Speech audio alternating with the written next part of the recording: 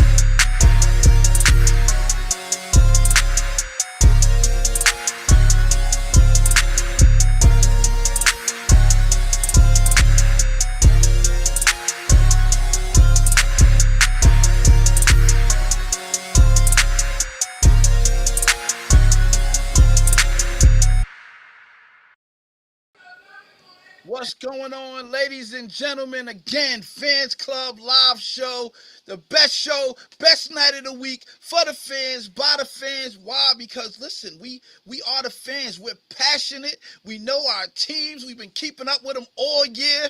We see the highs, we see the lows, we see some of the great plays that they're making, some of the questionable moves that's happening. We see players having meltdown online. We don't know what's going on. But guess what? This is the reality of the situation. Fans Club Live Show. David, salute to you, sir. What's going on, my brother?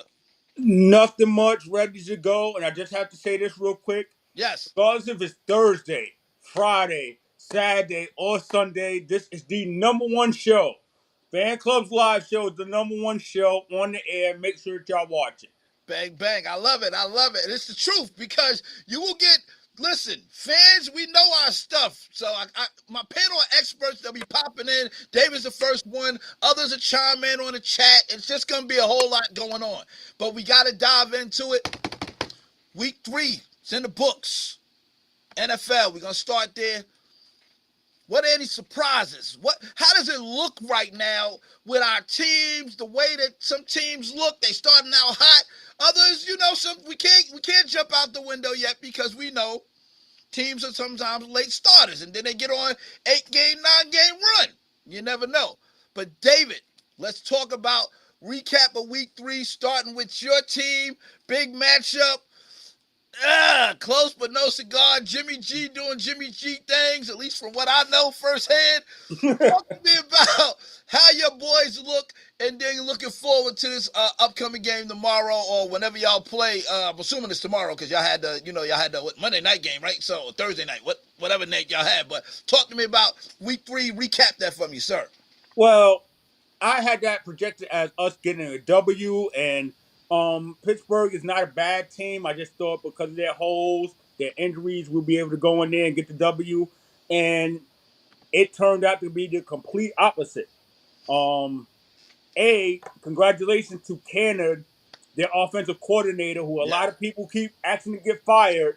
He went in there and he made sure that the offensive line got out of that zone blocking scheme and just pushed people around. The Raiders wasn't expecting that. And then Pickett to Pickens is starting to become a real tandem in the NFL that See people that? are starting to recognize. Yes. When it's hitting, it's tough to stop. Ask me personally firsthand. Mm-hmm. And we just didn't show enough. The fourth quarter was like a wake-up call to me. That fast-paced, up-tempo is something that the Raiders need to start off with, not finish the game off with. And Pittsburgh just played a better game. We was out-coached, out-executed, and it is what it is. That's not saying that we're going to have a bad season. You got to treat the NFL like you treat an actual game. It's 4 quarters. This is still Right. quarter number one, and we just had a bad third quarter in quarter number one. So, I mean, in game number one. So it's all good. Let me ask you this: what is the biggest challenge right now? What do y'all need improvement in the most? Is it the offensive line? Is it the play of the quarterback? Is it your running back not quite running like himself yet? Like, what is the major issues right now? There's a lot of holes for us to just sit here and pinpoint. Oh, Josh Jacobs is playing bad because he wasn't in camp. We're not going to do that. There's a lot of people that don't go to camp and they pick it up and turn it on later on down the line. Mm-hmm. We can say the offensive line, but I know personally, being a Raider fan, we're missing two key pieces that would have been starters, but they were hurt early on in the season. Okay. As much as the secondary is giving up plays, they're bend or break. So they're bending, but they're not really breaking. So I'm not as bad as on the secondary as everybody else is out there. The Peters defense, look good, by the way. Old man Peters. yeah. Well, for them, For them, yeah, yeah. for them, he's old. He still played like he looked great. He had a short touchdown. I hit him right in the heads. That I don't know what happened with that, but yeah, he played well, at least in my opinion. hmm But for us, really, everybody want to blame the secondary. Yeah, Everybody want to blame the linebackers. It's really the defensive line. We're getting no push other than one person. Crosby. If nobody's helping Crosby, blaming the back seven is a complete waste of time.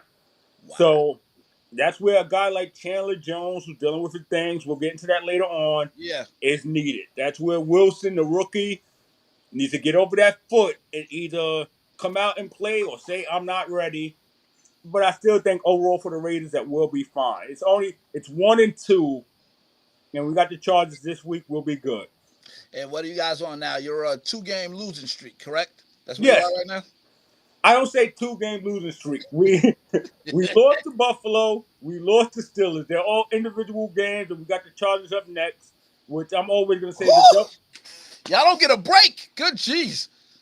it's a W until the score says otherwise to me. So I like that. I like it. It's all about perspective. That's yeah, all it is. Perspective. I get it. I get it. it's a We W until we say for me from an outside football fan looking in with the Raider game, or specifically your division, to be honest with you, AFC West. Uh, so it's always a hot division. Always comes out pretty much by time week 2, 3 kicks in. You start to see the identity of who's who. Obviously, with Denver, we'll get to that. And that's shellacking, literally a shellacking. That was a college score. I've not seen that in a professional game in a minute. But when I look at you guys, you're still in contention. Like, Kansas City hasn't quite yet established themselves. Like, who's their receiving threat? Who's their real, like, I don't know. Is it Rashee Rice? It's not I don't know. Who is their main receiver outside of Kelsey, obviously.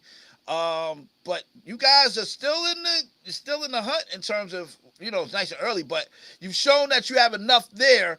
Adams did look like Adams outside of when Jimmy G threw it over the middle and almost got him killed.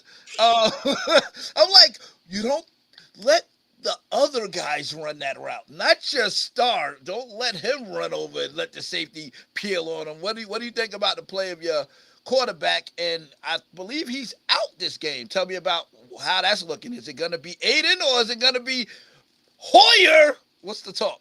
I just was about to get into that terrible pass that led to Adams almost being gone.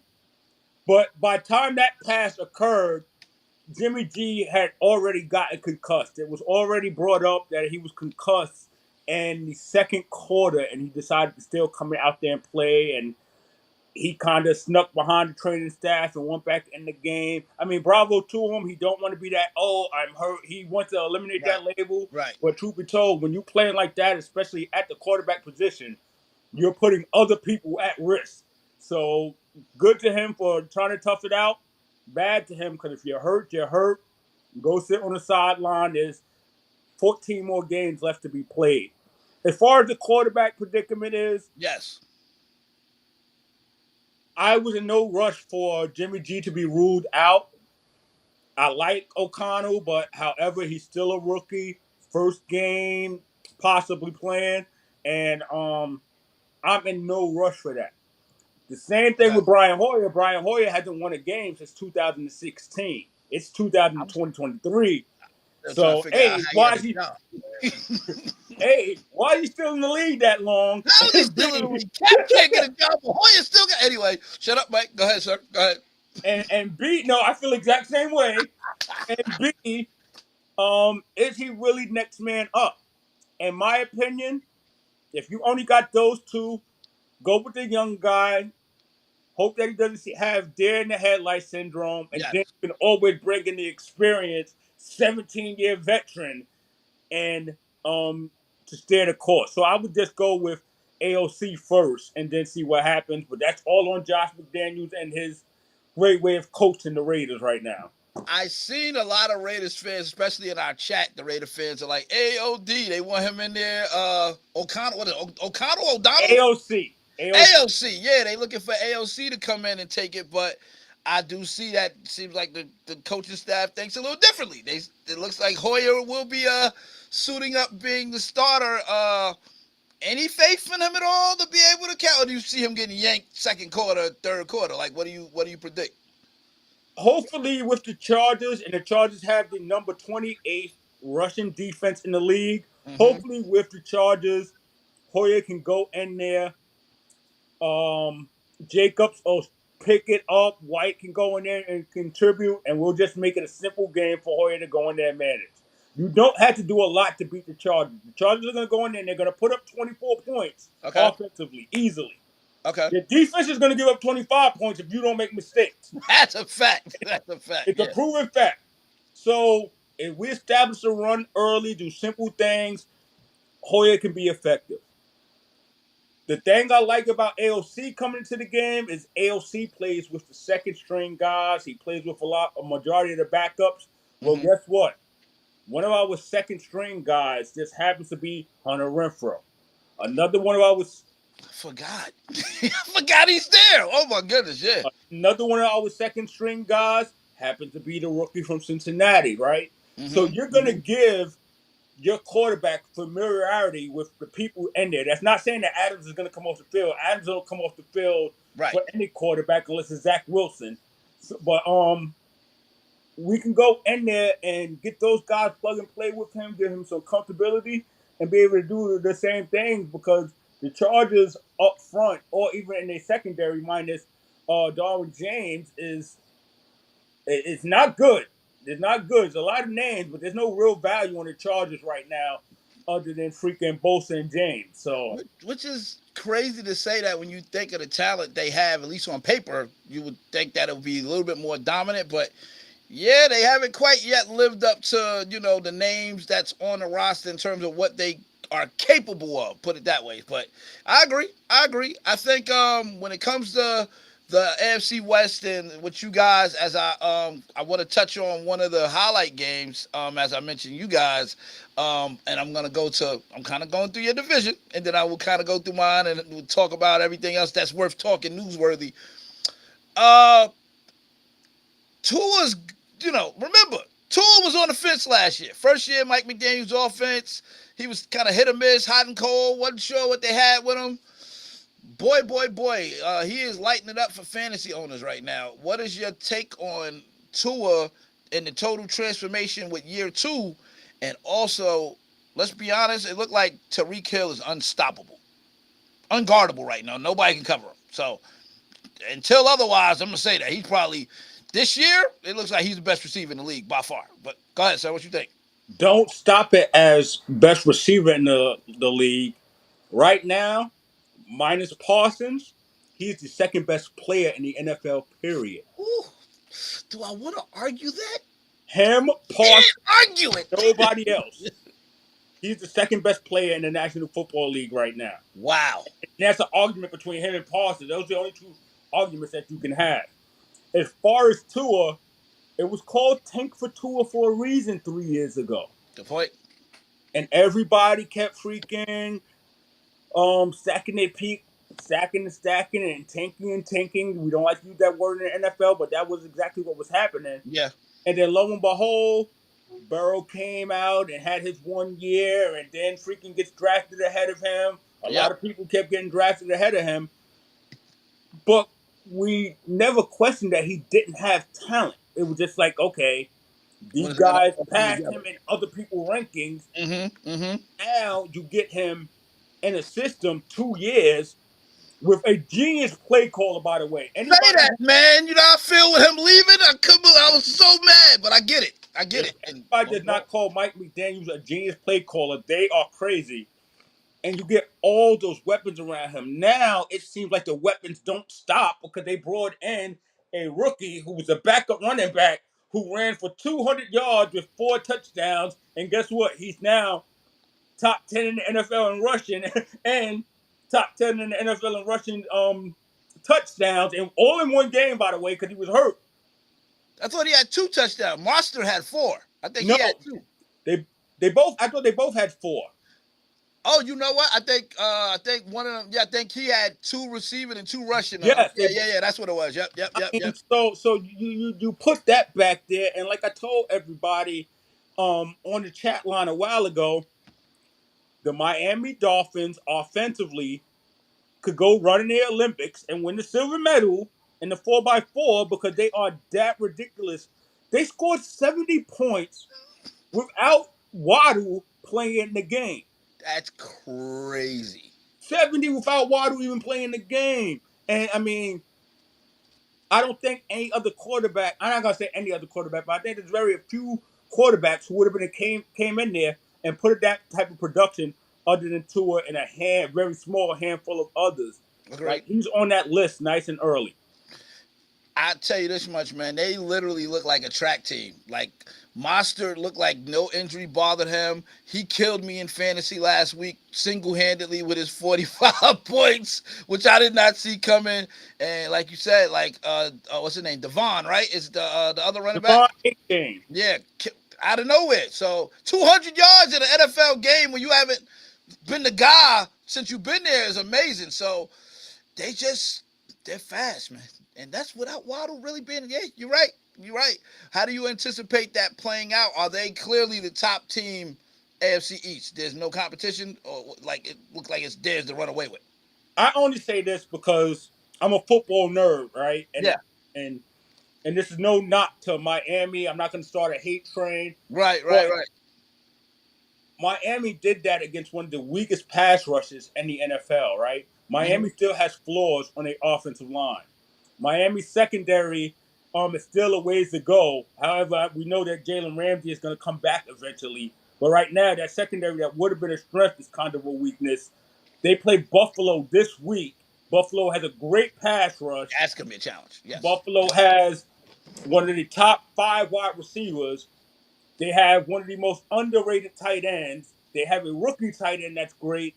So that's when that secondary is going to get tested. So I'm not going to sit here and say, oh, Miami is the cream of the crop, and then watch them lose a game to Buffalo 31-28. Right. I'm going to say congratulations on them, and we'll wait and see. But we're not going to take away from the fact that they scored 70 points. Who scored 70 points in the NFL? The Miami Dolphins and nobody else. Nobody else. Does this put a very negative spotlight on a guy that was a retired coach? You go get him, and you bring him in, and he didn't handle the press conference, the post game, very well. He was a little upset. Let's just say that he was a little upset. What do you think about this, man? How do you? And then on top of that, I don't know what player it was, but I heard one of his players like, "I've been here 7 years. I'm tired of losing." Who was that? And what is that? The sentiments across the board? What do you think? I can't remember who the player was. Me neither. I don't recognize them without the helmets, really. And throw out names, but I'm gonna say this: those players could be upset, but they also gave up on Sean Payton too. Ooh. As a man, individually, you do not let a team run up and down the field like that, and you not freaking trying to take heads off, right? Good point.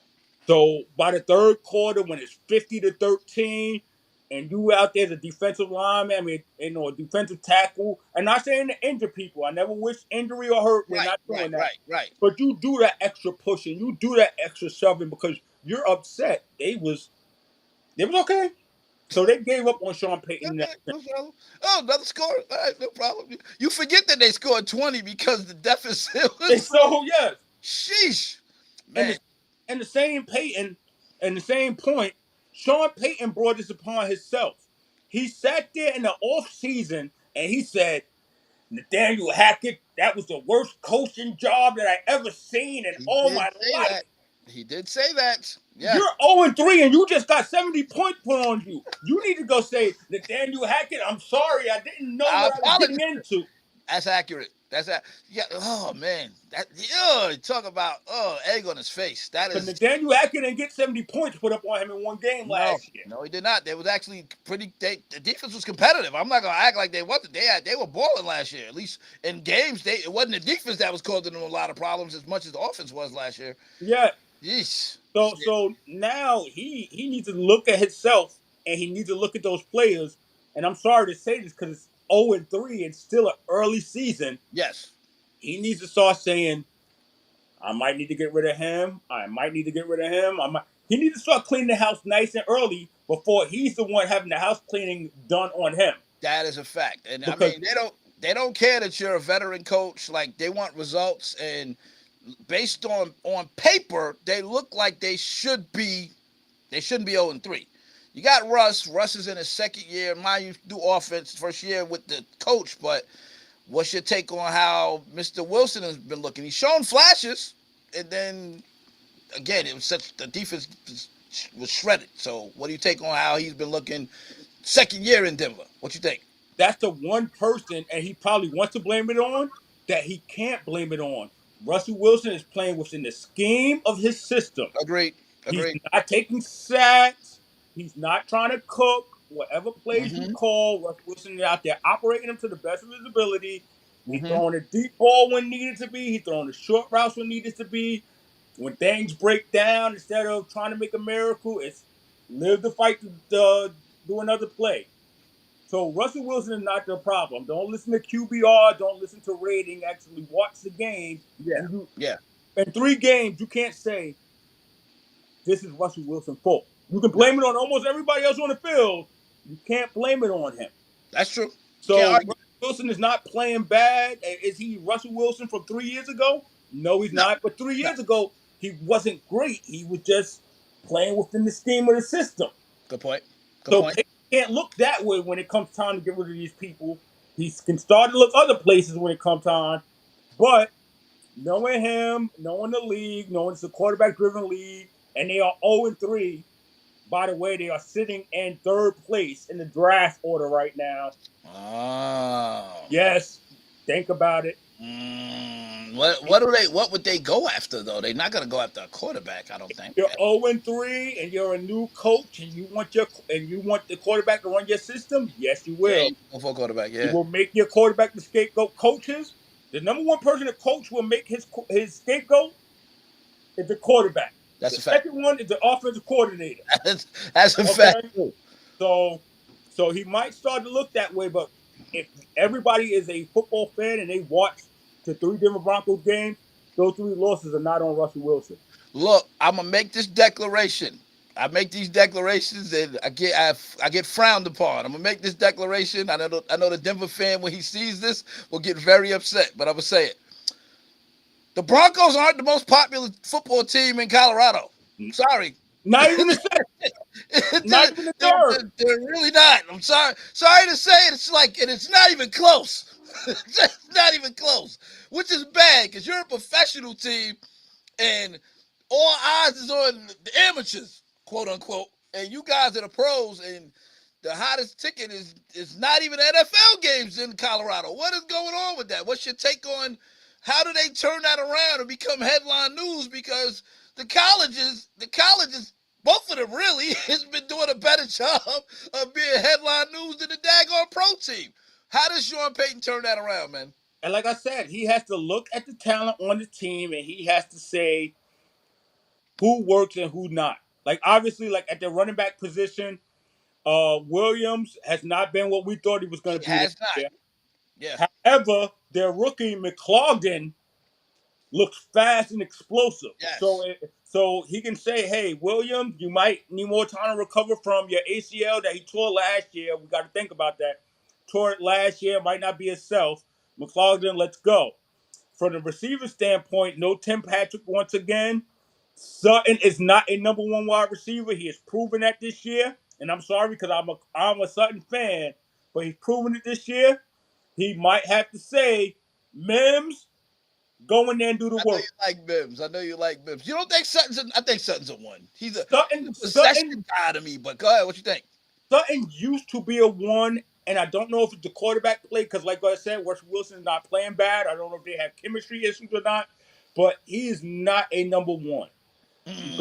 Gurley, I gave up on the moment they drafted him. I knew he was going to be who he is. I'm sorry, and that's no knock to Denver. I don't Uh-huh. like to disrespect young men, but he's just that one trick pony, and if you can cancel that one trick, get out of here. So Mims, Judy doesn't do it for you at no, all. Judy has never done it for me. Even when he was at Alabama, I said he was the second or third best wide receiver. I was never on that hype train. So out of the assessment, because I remember last year. I was the first person that said their wide receivers were mediocre, and y'all were like, "Oh, what are you talking about?" And now, how how things have changed. So Mike, who's number one now? Give me one, two, three in the receivers. Mike, 2 years in a row before this year started, I had Denver as Super Bowl picks. I'm That is not a going to fact. sit here That is a fact. You and, did. and lie to you. I said Sutton is a dog. I said at Yep. that time Tim Patrick was a solid number two. Judy would have fit in where he fit in. Now I'm looking at Mims and Johnson, who we didn't even mention, as their number one and two, and Sutton needs to fit in where he needs to fit in, and they need to find any trade they can possibly find. Any trade they can possibly find for Jerry. He's not that dude. Wow.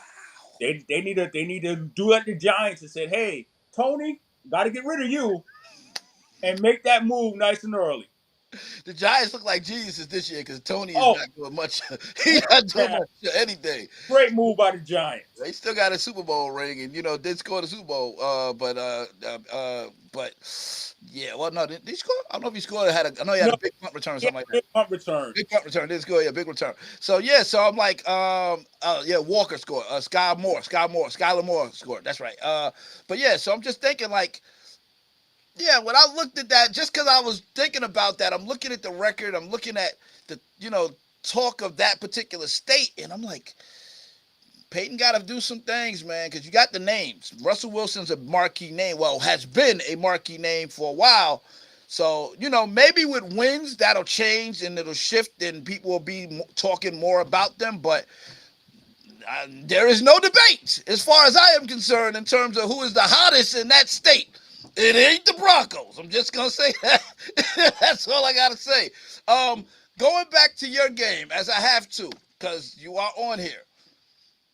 Give some props to the Pittsburgh Steelers because the fans of the Pittsburgh Steelers, you ain't got to go all crazy because they're not on here, but what would you like to highlight in terms of players that really made them, take that dub? What's your take? Respect the L, man. Oh, I was gonna get to respect the L, and like I said, the first person for respect the L is the offensive coordinator, Cannon for the Pittsburgh Steelers.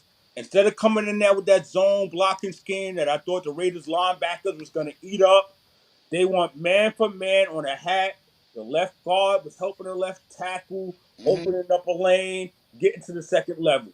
The right guard was helping the right tackle, opening up a lane, getting to the second level. So instead of coming in there with that dink and dunk zone read that they've been trying to get away with for the last 2.5 years under Yes. Canada, who deserved to get fired, they went back to being the Pittsburgh Steelers of old. And no, their running game didn't dictate the pace of the game, but it definitely controlled the game once they got into the lead and made everything we were doing defensively irrelevant. We was irrelevant into the fourth quarter. Wow. So congratulations. I'm What sorry. player? So give me the standout player if you can isolate. Give me two. Give me two guys that you was like, man, I gotta give it to them. They got some dogs right there. I'm going to go back to the offensive line. I'm going to Yep. go Green, and it was only 3 plays because he didn't play a lot. I'm going to go to tight end Washington because he came in there He could block, man. He he came in he there killed one both play sides first game. I know and he Zach Darnell. wiped I know exactly what you're talking Diablo. about. He wiped Diablo out in the second quarter, and I'm like, That's an yeah, extra lineman, son. Six yeah. six, 6'7", big boy.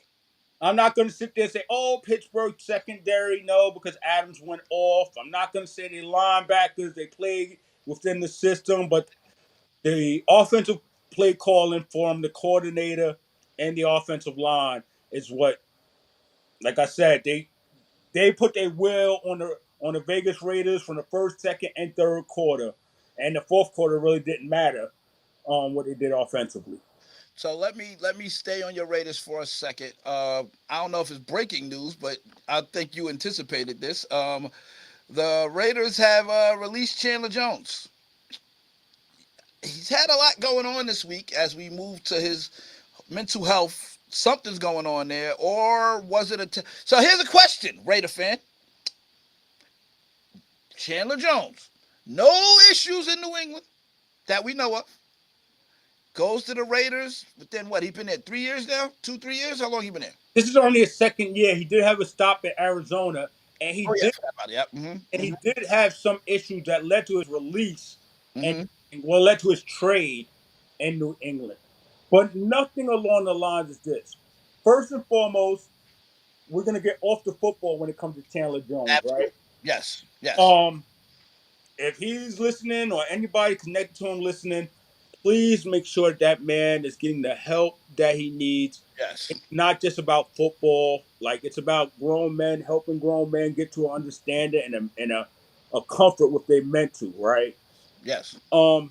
As far as what's happening and what he's claiming to be happening in the media through him and the Raiders, nobody knows what's true. Nobody knows what's false or not. We do know that he did get arrested for protective order violation. We don't know what that's from, what that stems from, so we're not going to throw stuff out Right. there. Right. Yeah. Right. If anybody has other those other social media platforms, you can clearly see the videos where he's saying things about Mark Davis, where he's saying things about Josh McDaniels, where he's saying Yes. about other teammates. I'm not going to get involved in what those things are being Right. said Right. because we are PG-13 on this show, so I'm Yeah. not going to go out there and get into those things. Right. Whether or not they're true or not, only he knows, and the people they talked about know. But when you listen to those things and you watch the videos, and I've been watching them constantly, I know, yes, sir. Seen on the chat, you've been like really on it. I actually follow him and a whole bunch of Raiders on those other platforms, and it's disturbing with him. It's to the point where I don't care if he plays it down, which he's obviously not going to do with us. I don't care if he plays it down with us again. I care that man gets the emotional and mental help that he needs to be because this is unreal. Now, with that, all that being said, if my Vegas Raiders are the cause of his mental discomfort, shame on them because we're not just going to sit here and make this a one-sided thing, a one-sided episode where, oh, this is all Chandler Jones. Something always stems from something, right? Let, So so let me ask you: is there one thing that he did say that we could discuss on here? We don't want to talk about the, allegedly who killed this and all of that, but is there anything that he highlighted within your organization that he felt like was really causing him a lot of this anguish? one thing that he constantly kept saying that he said it on multiple videos, he said it in the handwritten letter that he had out there. He said, Mark Davis knows what's going on with me. So Mm, I don't know how far that goes. I hear mm, things. I just don't want to put them out there because I don't want to freaking bring yeah, man light that might be dirt. Just people Mark. throwing dirt out there. I could go into those details if you Yeah, want, yeah, but I don't do that until everything comes to light because I'm not going to sit here and say, oh well, this got said about him. yeah, One yeah. thing he said, and about 2, 3 videos is Mark Davis knows what's going on with me. The one thing he said in the written letter, one of the written letters, because he had many written letters, was Mark Davis knows what's going on with me. Well, So, with that being said, guess what? Mark Davis might knows what's going on with him. possibly, yeah. Yes, and So we won't know until more things come out. Hopefully, more things don't come out, and he just get the yeah, help I'm he. hoping now that he got his release from the team, which clearly has been nothing but a bunch of stress based on what it is. Mm-hmm.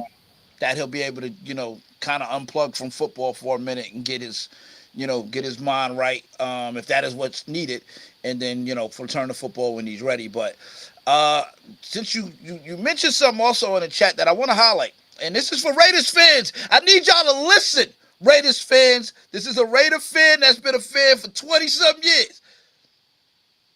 Do you guys feel like Vegas is home?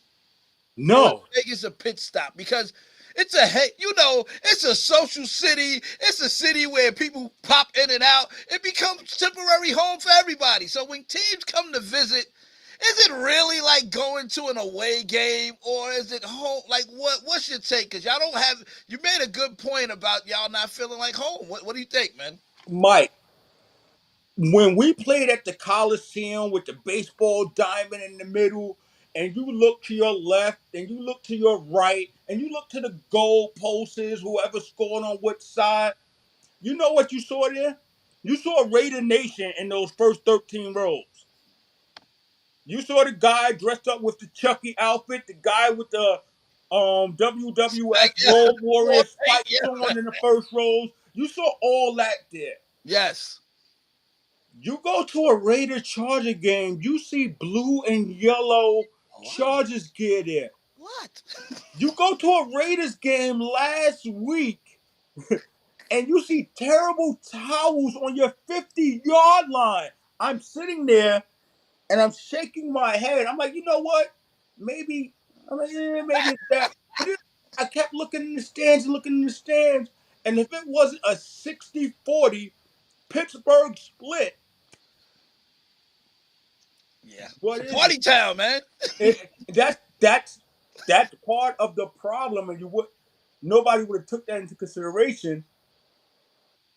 Die-hard people are going to go to Santa Clara and watch the San Francisco 49ers, Yes. Yes. Yes. right? Yes. Die-hard people are going to go to Green Bay, Wisconsin when it's 2 degrees out and go watch the Green Yes. Bay Packers. Yes. Everybody and their mama is in Las Vegas every day of the year. Literally. Hold up. If I had to decide on what game, hey, do we go to the Raiders Charger game, or do I go to the Raiders and the Jets? I mean, not Raiders and Jets. If I Raiders Chargers, Raiders Jets, or do I go to which one do I go to? You know what? We're gonna go to the home team in Vegas. That's a trip. We can make a whole trip out of it. Yeah. The whole family can fly up. We're all wearing our Chargers jerseys. A group of 20. Yeah, yeah, So yeah. it's gonna be a while, and I'm not saying that it doesn't feel like home for me. Wherever the Raiders lay their hat at is home for me. But Right. for the Raiders community and for everybody else, and just football wise, it's gonna take a while until the fans say, "Yo, enough is enough." I just have to buy season tickets after season tickets to make this Raider country, and it's hard to make Vegas Yes. Raider country. So I mean, it's something Yeah, we it's have gonna to get take some over with. getting. Yeah, yeah. In California, look, Californians always go to Vegas. That's a hop, skip, and a jump for them. That's a piece of cake flight. Oh, right there, boom. So y'all got to deal with the Raiders. Y'all got to deal with the Niners. Whoever else is out in Cali, they all go into that game. And my fan Charge base travels very well. So so I didn't know the Chargers traveled like that, but it's just surprise. They was in the building with their blue on, and they waited. They sat there. Y'all left. They listen, man. I mean, they'll sit there and they'll be there. I seen the even with the Packers. You seen the Lions. All the Lions fans was in Green Bay. I was surprised. So, listen. How long you think it's gonna take for you guys to kind of make that home where it's intimidating, like Kansas City? Like it's intimidating, like going to Dallas Stadium. Like, what do you think? How long is it gonna take for that? You know what makes fans not want to come to your stadium unless they're a fan of your team? Mm-hmm. Winning. That's pretty simple. Yeah. Once Yeah. you bring that winning attitude to Vegas, or you bring the wins to Vegas constantly, the Detroit fans are not flying from Detroit, Michigan over to Las Vegas because they're not watching their team get stomped out. Fact. The New York Giants fans are not taking the freaking 8-hour flight to Vegas to watch the Giants get stomped out because they know the Giants. So once we start bringing winning there, Good point. don't know what happened to the screen, but I'll keep talking. I had to check. Yeah, but I think the winning is going to start to come there. I believe it's going to start to come there this season because that's how confident I am in my team. But once you get the W's together and all the people who are not Raider fans will stop showing up.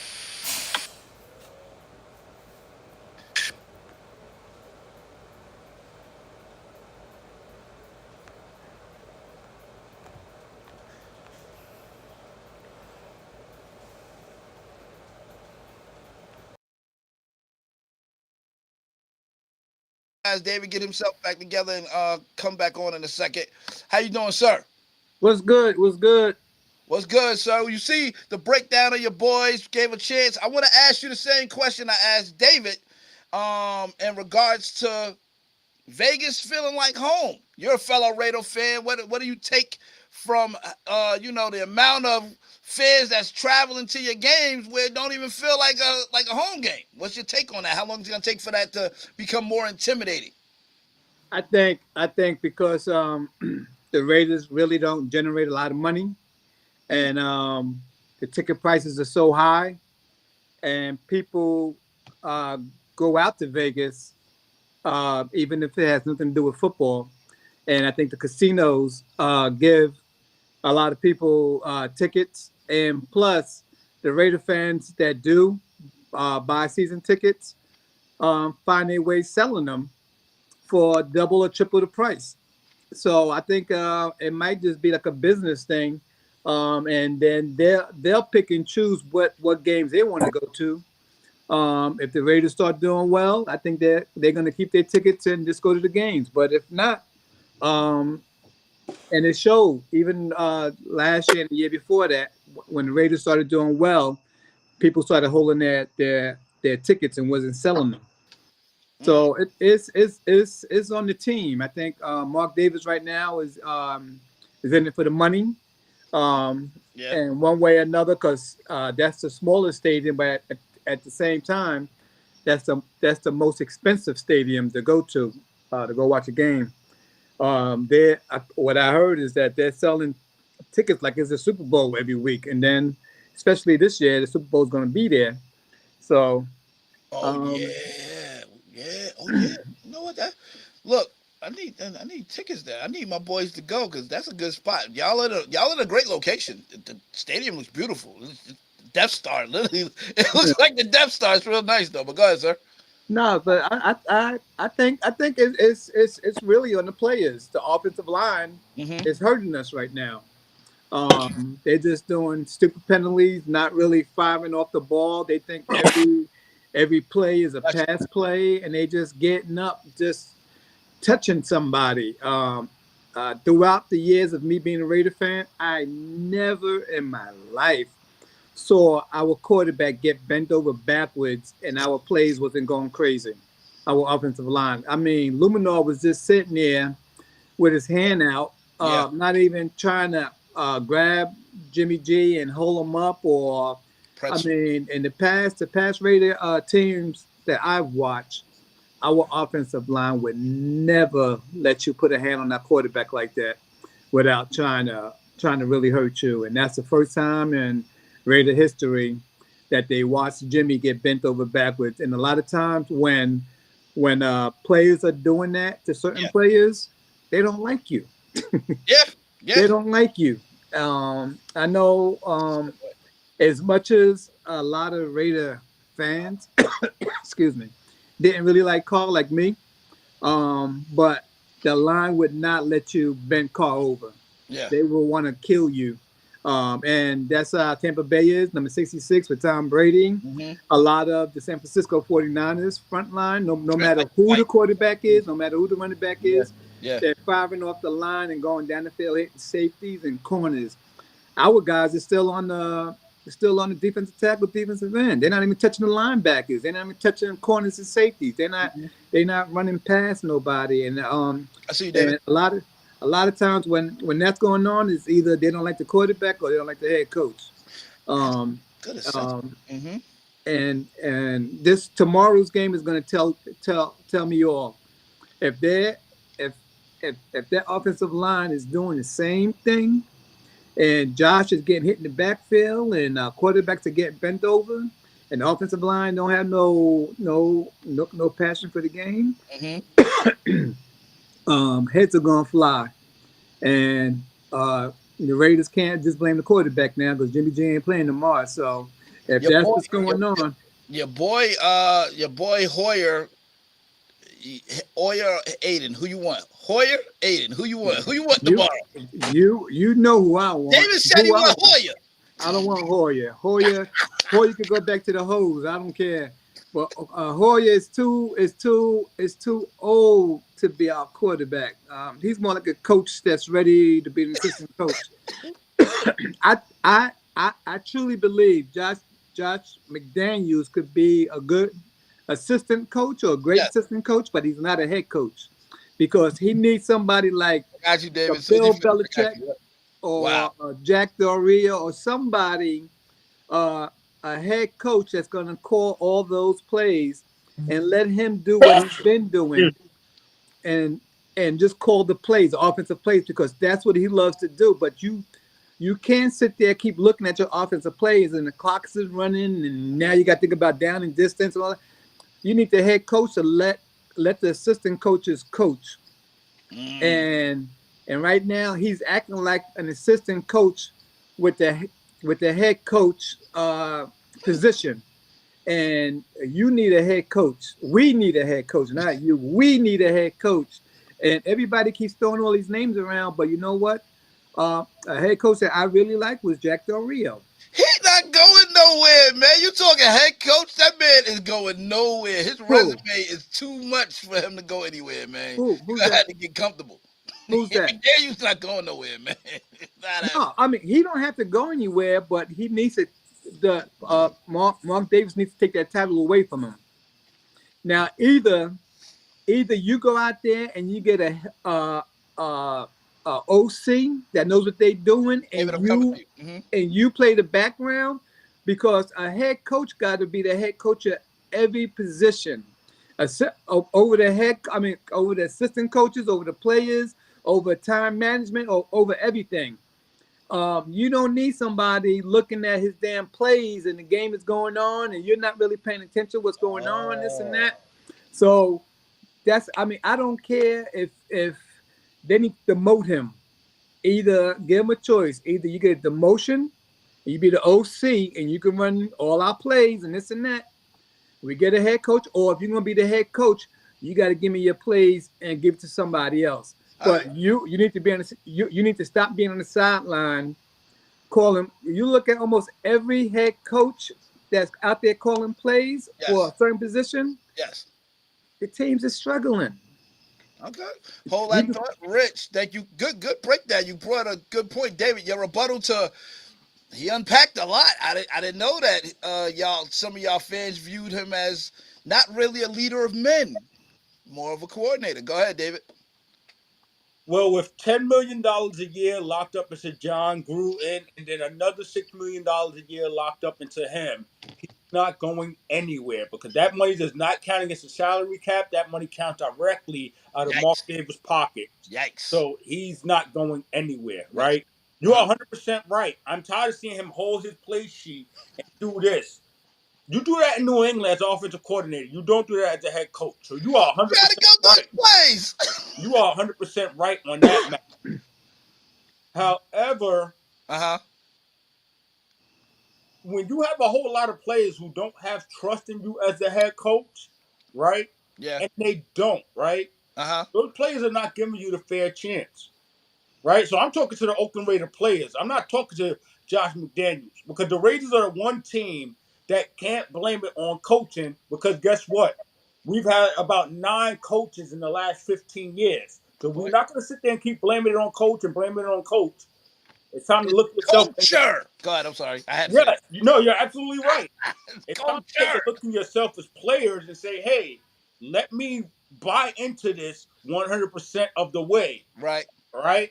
And that comes with that's directed to Adams, to Renfro, to Jacobs, to James, the center, that because that goes into all of them. Matt Crosby, who called him out this week, which I did not like, by the way, Max. buy into what he's saying before you just make him the bad guy. Because guess what? Some of you guys have had 5 bad guys. How many bad guys until you turn around and realize it's you? That's a good point. Good point. Thank y'all for your assessment. I'm gonna move on for y'all because I gave y'all a lot of time. I gave y'all time because y'all on here. If Oh, you on Mike, here, hold on, Green Mike. Dawn has it. Hold on, Rich. I got one thing for you before I move off of y'all. I had to have David do it, so don't think you're gonna get a pass because your Joe is your boy. So respect the L. Talk about how they manhandled y'all. Highlight who in Pittsburgh put a foot in y'all behind. You don't get no pass because you came on late. Go ahead, Rich. Well, if there was a Pittsburgh Steelers fan over here, I'll be talking about that, but I'm not talking about that. Anyway, if I You had, can at least highlight who stuck out to you. How about that? I tell you what, it was a couple of mental plays. To me, that last first down. If you look at Nate Hobbs, that was Nate Hobbs' man. But then he decided, I guess, because he went and blitz, that he left my man open. And then he got the first down, and then that's what killed the drive because it was third down, 3rd and 3, something like that, maybe. Yeah, yeah. And if you know it's 3rd and 3, and you got 3 wide receivers over there, well then stay with your man, bump and run, stay with your man. If Pickett starts to come out and want to run for that first down, then let go and then come up and go get him. But if you look at that play really good, Nate Hobbs gave up the edge and then let my man just run behind him and settle down. And then if you look at Epps and look at our rookies, both of them was mad at Nate Hobbs. So if you're that mad at him, it's because he went solo and did his own thing. So if it wasn't for that play, and I also blame Diablo because he gave the tight end the outside, just the outside route. His name gets brought up a lot. I don't know if y'all really like him or not. Go ahead. I'm sorry. Go ahead. No, I'm just saying because again, you're on the goal line, you ain't too far away from the goal line. You don't man up. If you're gonna man up, and go straight up and don't give him an out or an in.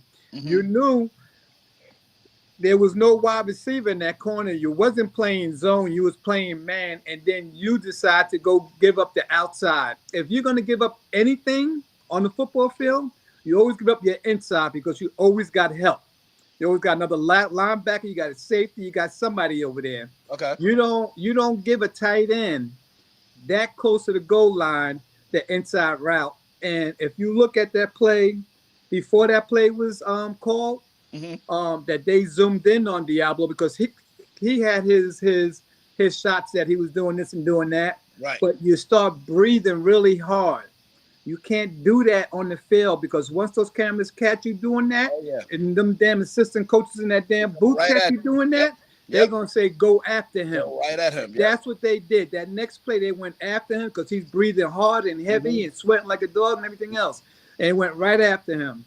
The part about Max where I don't like, but this game was a lot different because they kept moving him around, that he constantly takes the inside inside rush without a linebacker or a defensive tackle looping behind him and keeping everything inside. Once he takes that inside loop, all these quarterbacks is watching all his tape now, and they know they're going to run outside of him because there's nothing out there. The defensive so it's his fault for getting a rush, for getting some pressure? No, because he's not getting pressure. Oh, okay. He's not getting pressure. If you're in there knifing in like that as a defensive end and you're constantly doing that, the plays are going to be designed to go to your side because the whole outside is wide open. Let me get some meat and potatoes out there real quick as I move off of y'all. Give y'all a lot of time, Raiders. I love y'all, but Mike, not the way you wanted to. Hold on. This is Miles and Davis show, but you can listen.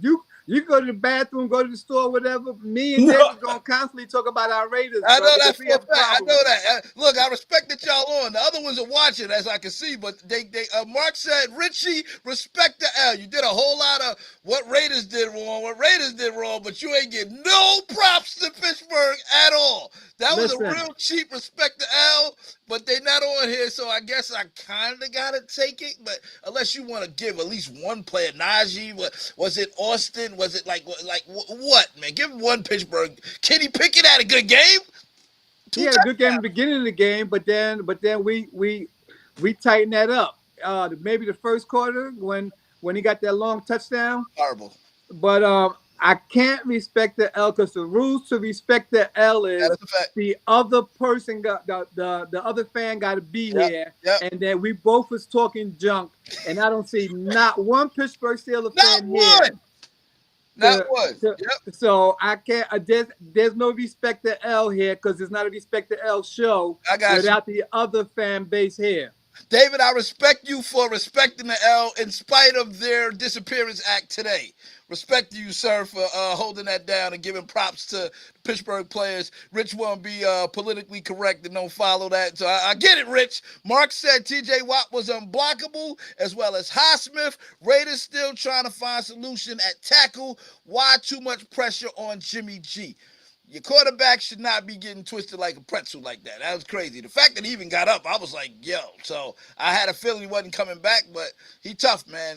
He don't want the stigma of being always injured to be, his family was in the crowd. How y'all gonna let him get twisted like a pretzel with his brothers, his aunt, grandmother, everybody there cheering him on, wearing his jersey, and y'all get him twisted like a pretzel? He out the game. Horrible. Hey, we didn't do it. We didn't invite his family. That was something he did. Horrible. All right. Anything in closing, David, before I move off your Raiders, man? No, and we just gotta wait and see to this week. Like I said, it's 4 quarters to a season. This is the end of the first quarter. What we're gonna do against the Chargers is gonna be a lot. All right, makes sense. Listen, we gotta move on. NFC. Not my team, but a team in my division. Can you say upset? Can you say no one's seeing it coming? The Dallas Cowboys. Ooh. Dominant. They've been dominant their first 2 games. They face what on paper looked like it should be a blowout. Dobbs, quarterback, unproven, hasn't really done much. David, I'm gonna start with you, sir.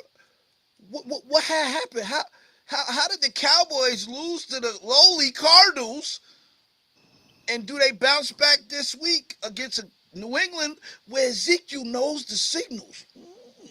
Go ahead, David. I'm just gonna say this real quick, and I don't make excuses for any team because it's always next man up, right? Yeah.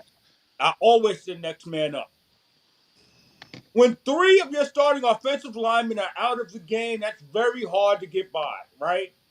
And we all know that the Arizona Cardinals head coach, former Philadelphia Eagles defensive coordinator, is just going to blitz you with 5, 6, 7 all day until you get tired, right? That's his philosophy, and it's successful for him and whatever organization he's with, right? Yes. So when you go into a game and you got 2 offensive linemen, and they're not even your best 2 offensive linemen. Pause on that for a second. I'm hearing they weren't even on the injury report till like the last second. Huh? No. Tyron Smith was iffy 50. He was actually dressed on the sideline, ready to go. He didn't get the memo?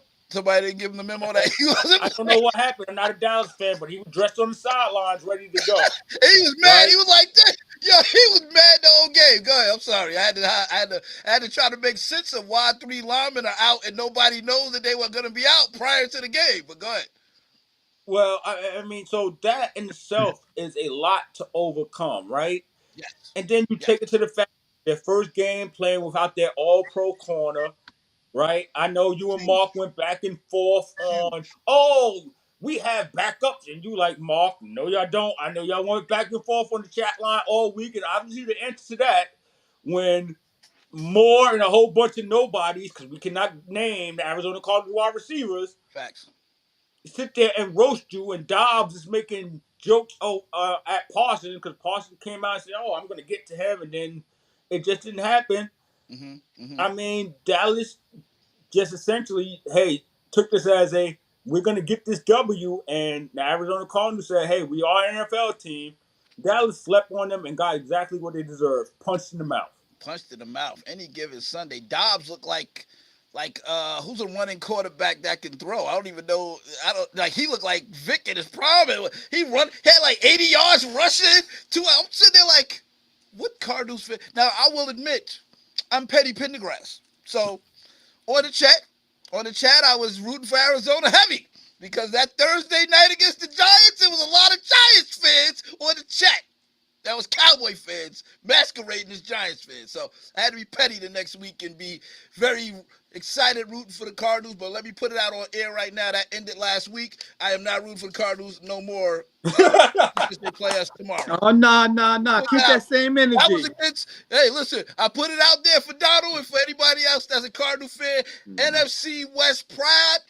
And that's what we was going with. Go ahead, David, continue. And Rich, Another thing that Arizona did, and this might expose Dallas as a whole, Arizona made it their primary business to run the ball directly at Micah Parsons at all costs. In the first quarter, in the second quarter, at halftime, even when they go into tank mode for the third quarter, they came out in the third quarter and ran the ball at Parsons. They did not care about the other 10 people on the field. They made it their focal point to take their rookie offensive tackle, who was getting beat on the pass plays, but not on the run plays. So shout out to Paris Johnson for holding his own against the monster that is Parsons.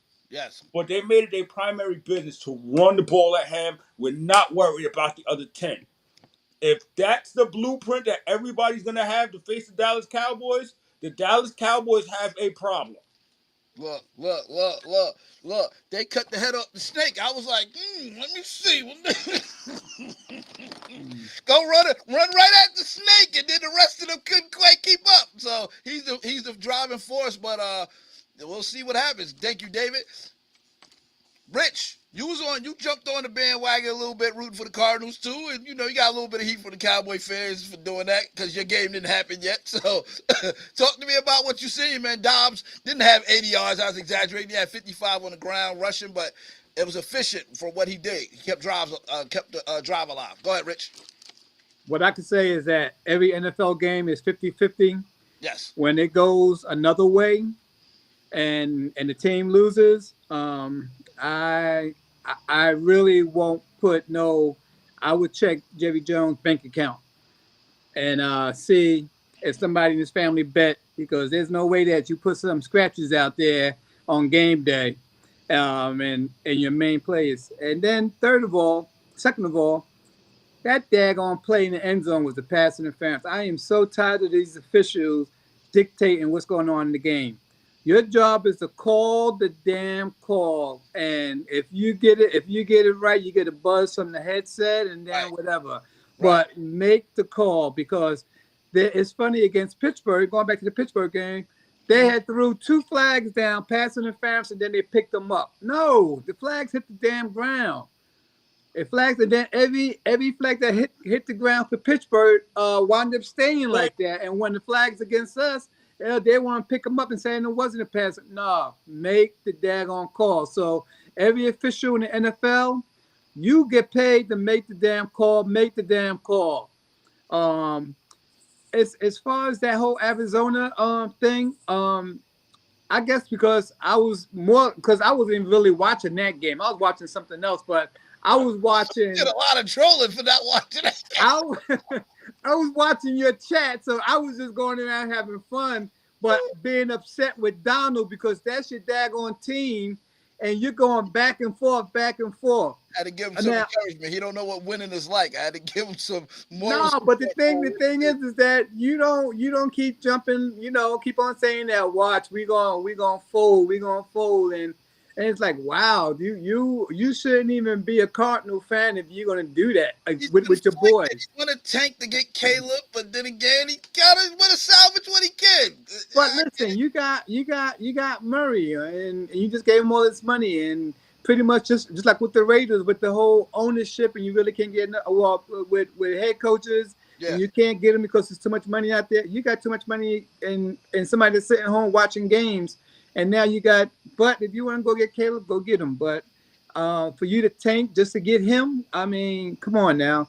You got a lot of holes everywhere else, and go take care of your holes. But Holes. Your yeah, hole. holes. Yeah, your holes. Your Hole. hole. But David, go ahead. David, go ahead. Thanks, Rich. Hold that Real- thought. Go ahead. I want Real to quick, forget this. Rich, I'm going to tell you like this. Anybody who looks at the Arizona Cardinals roster knows that that's a tank job because none of the three of us can name 13 players on the Arizona Cardinals, and we are football fanatics. I can now after watching that game. ooh, But you couldn't last Sunday, right? Before that, no. Maybe six. No. So, as far as the scratches go, and we're reading Mark comment down there, Yes. we all still have to understand this, right? And this is not me making excuses because nobody knows. A loss is a loss, so who Right. cares? Right. It could have been COVID related. We don't know. We don't know how the NFL is still holding on to that. But they have 3-day scratches like that. We don't know. But oh, David, it can't be COVID because if you saw them on the sideline without a mask or anything else, it's not COVID. So you are not gonna get away with COVID because if you're known for having COVID, you're not supposed to be nowhere next to any other players because you don't want to get the whole team sick little by little and then get officials sick and everybody else sick. So if it's COVID, stay your ass home. But we're not gonna say COVID because they was on the sideline with no mask on, so it's not COVID. So if it's just like I said, you want to go check Jerry Jones' bank account because there's no way every game in the NFL is 50-50 unless some owner knows something we don't know, and that's what the Dolphins head coach was telling his head coach. I mean, the Dolphins owner was telling his head coach was to tank games, and he didn't want to listen to his head coach, and he was winning games. But that's the one thing that every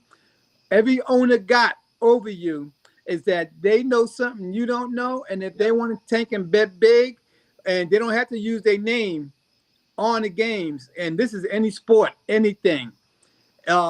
If you want to go ahead and bet big and go ahead and clean house, hey, everybody keeps thinking that this whole thing ain't mob related, money related. Let me interrupt Rich before he gets me in trouble. Let me just say this. I'll read Mark's comment. Let me read Mark's comment. Tyron Smith was a game day scratch. My Hall of Fame guard, game day scratch. My Pro Bowl center, game day scratch. Still no true excuse for the showing by the defense. But Mark made a good point. David made a good point. Rich made a very good point that could cause all of us problems. But I'm gonna get off of that one. Let me just say this. Vegas spoke loud and clear that game. That's all I'll say. They said, we need an upset. How can an upset happen? Let's get those 3 starters out of here, and I think the rest will fall into place. So Vegas is more powerful than we know, and we know who runs Vegas. Rich kind of made mention of their name, and I'm not going to do that. So that's where we're at. Let me also go. Hold that thought. I got more comments that come in that Mark said that was key as a response to what you guys said. Please run at Micah. They've done that the past 2 years. Double digits wins will contradict running at Micah. Cowboys have 10 other guys backing him up. David, now I can go to you. Rich, thank you. We like what we do. Go ahead, David. Try running at Micah. I'm just gonna say this, Mark, because I know that you're watching. The 49ers do a pretty good job of running at him. Maybe Arizona got the blueprint for that. Talk your talk, sir. I will not interrupt. So don't sit there and say, hey, problem solved, try running at him if you want. because they did that pretty well. And Arizona might have just followed that blueprint. And that's not me being a Cowboy hater because y'all Mm-hmm. have an outstanding team this year. And it might have just been one bad game. I'm just calling what I seen watching the game because Mm-hmm. everybody was forced to watch y'all Sunday, right? Mm-hmm. Mm-hmm. Paris Johnson, Zach Ertz made it their primary business to put their hands on Micah Parsons and push him upfield, and the other 10 people in the Dallas Cowboys did not track and kill. They sat and watched. So Good that's point. what happened with Good point. that, man. So we'll see what happens this week. Hopefully y'all got it resolved. If y'all don't have it resolved, then that's going to be a year-long problem, and that's going to be a year-long strategy that everybody goes at when facing the Dallas Cowboys. Yeah, he had Micah Parsons had 4 tackles and a sack. So and I think a forced fumble. So not as typical game that you would see. On paper, it's still good, but it's not up to what he's able to do. Go ahead, Rich. But that's an easy fix because Tackle for a what you loss, not a forced fumble. Sorry about that. That was one tackle for a loss. Go ahead. okay, that's an easy fix with defense coordinator because now if I know that that's your plan is to go at Micah, well then I'm gonna do what the Raiders did with Max this past Sunday, Have a was loop moving around. around the line and the same thing that Pittsburgh did with TJ against Cleveland was moving across the line. So at the 5 second mark, you get Micah to move to the other side and then get your best defensive player to run that side. So now they're going to run right into him. And then you can put him in the middle, but keep switching him around the last 5 seconds because Mm-hmm. now they're going to have to either audible out and it'll be too late and it'll be a time, run out of time. And Mm-hmm. but that right there is an easy fix. So you just got to move him. So if that's the game plan and he can't hold up, well then during the play, you just let him know 5 seconds. Look at the clock behind you, that big clock. When it's at 5 seconds, you go jump your ass wherever you want to go jump, and the whole line shifts over, and you just can't do your thing. But that's an easy fix. Yeah, I agree. I think that Mark said, as I move off of the Cowboys in a second, Cowboys haven't lost back-to-back games in the last 3 seasons. Not worried at all. I'm assuming he expresses the sentiments of pretty much all the Cowboys fans. They don't get nervous from a loss. And all that tells me and my Niners is that do not take the Cardinals lightly, which we will not do. I will not. We will not take them lightly. We will be going at Dobbs. We know Ron kind of runs tough. Marquise can get open if you don't cover him. And yeah, we gotta listen. It's respect NFL teams, man.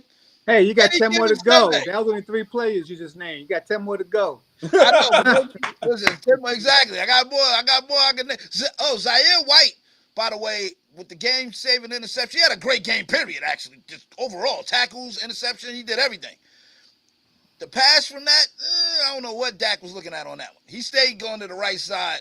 Literally, he went on. He threw on. Oh boy, the whole game. I can't remember his name. Was it Moore? I think his name was the corner on the other side, on the right hand side. What, He the threw short at one? him all game, and then that one play, he's like, "Yo, I'm gonna go over the middle," and it was like 3 people over covering. I think Gallup he went to, and then Zaire White got the pick. So I didn't understand that pass, but yeah, that's where we at. Let me close out the Cowboys with this last comment from Mark, and unless y'all have any more comments on it, please look at the film and see Micah being double teamed while LVE was completely trash. Vander Ash. Okay. Yes. Also, don't forget the safety in the end zone that they mysteriously called at the 1 yard line. Now he got pushed into it, so the safety I can agree with. But yeah, that's true. Double team Micah. I'm double teaming him. Why not? All day. Listen, make the other dudes make plays. That's how I feel. As I Rich and David, as I close out the Cowboys for a second, and then I'll come back to you in a second. I just want to see.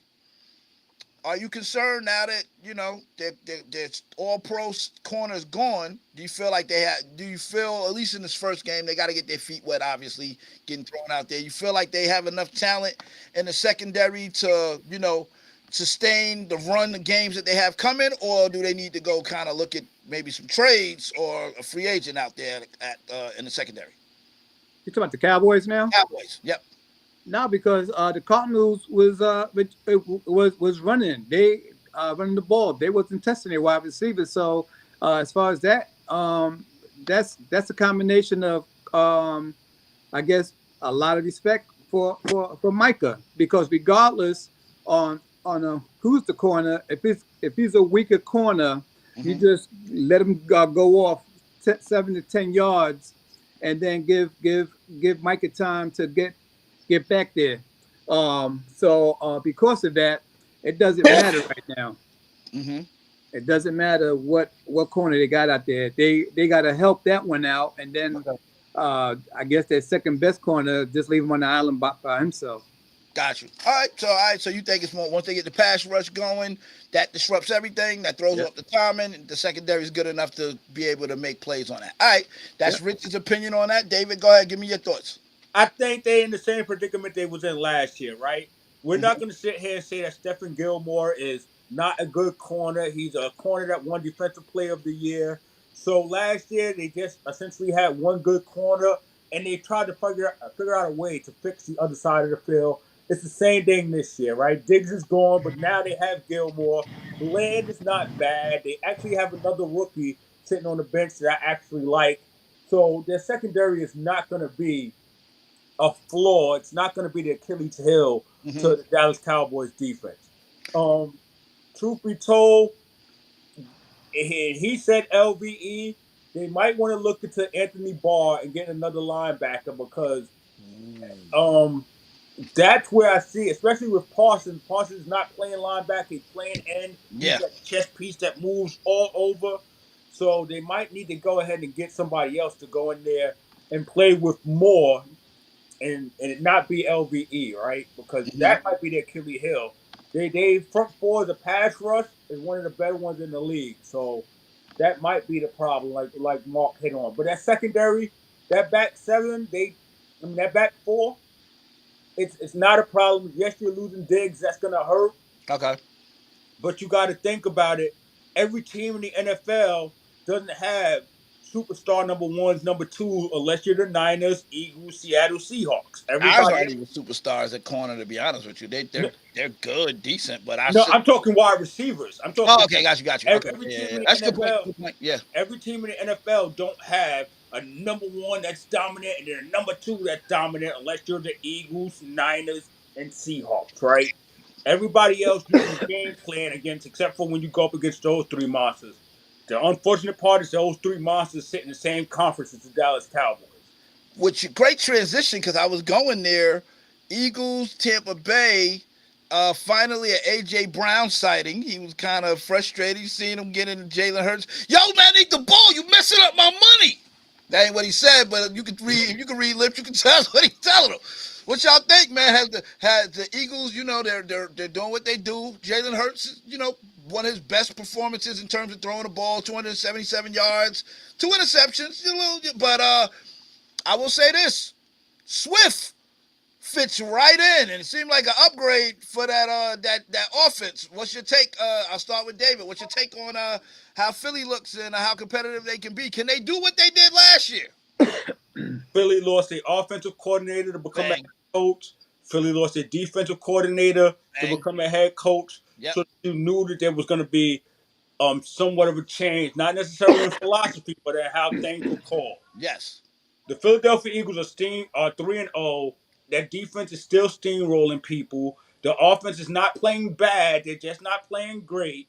Right. And they are in the same predicament, even though it's only 3 weeks into the season, as they were last year. Last year they played in the Super Bowl. This year they're looking still like Super Bowl contenders. Don't let Hurts QBR, because right now he's one of the lower QBRs in the league, fool you. Don't let that fool you. Mm-hmm. And as far as Swift goes, in my personal opinion, so anybody don't freaking It's documented. Hold on. Let me hit. Eagles fans are watching, by the way, so let them hear you. so nobody takes this out of content, right? In my personal opinion, the Philadelphia Eagles have the best offensive line in football. So it Bang. does not matter what What? running back you put back there. It does not matter. I mean, Swift, it might be an upgrade over Sanders, but it wouldn't have mattered if they put me back there at almost 50 years old. You're still going to get the same results. No arguments there, sir. They do have the best offensive line, and you can tell they got a really good offensive line because and I guess he's used to the linemen in Detroit not being quite able to give him a hole. He had to hesitate and realize, oh, which hole do I pick? I'm gonna go this way. I'm like, he wasn't used to that. So yeah, he's adjusted and 131 yards. So yeah, I know he's very happy to be out of Detroit. But again, Detroit, we're gonna talk about them in a second too.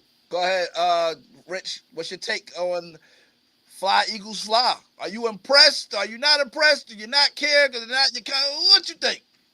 I'm impressed because Swift is running hard. I mean, there's some you got some little gliders out there and wants to sit there but when he sees it, he's gone. And that's just like Pacheco. That's just like your boy for San Fran. CMC. And the thing about with Swift is that that jugger acting like he hitting the hole. I just wish Jacobs hit the goddamn hole like that. I mean, even though it's gonna close fast, Rich, you're killing me. I can't monetize. Go ahead. But Mike, he don't. Well, you know, Josh don't like you, bro. So I keep telling you, he ain't gonna do his thing until you release it. It's not gonna happen. I've tried. All right, well, you know what? You're gonna keep on suffering until the day you get in and get tired of hearing it. Yeah. Because if you listen to David, week 7 might be too late. You might be out of the playoff.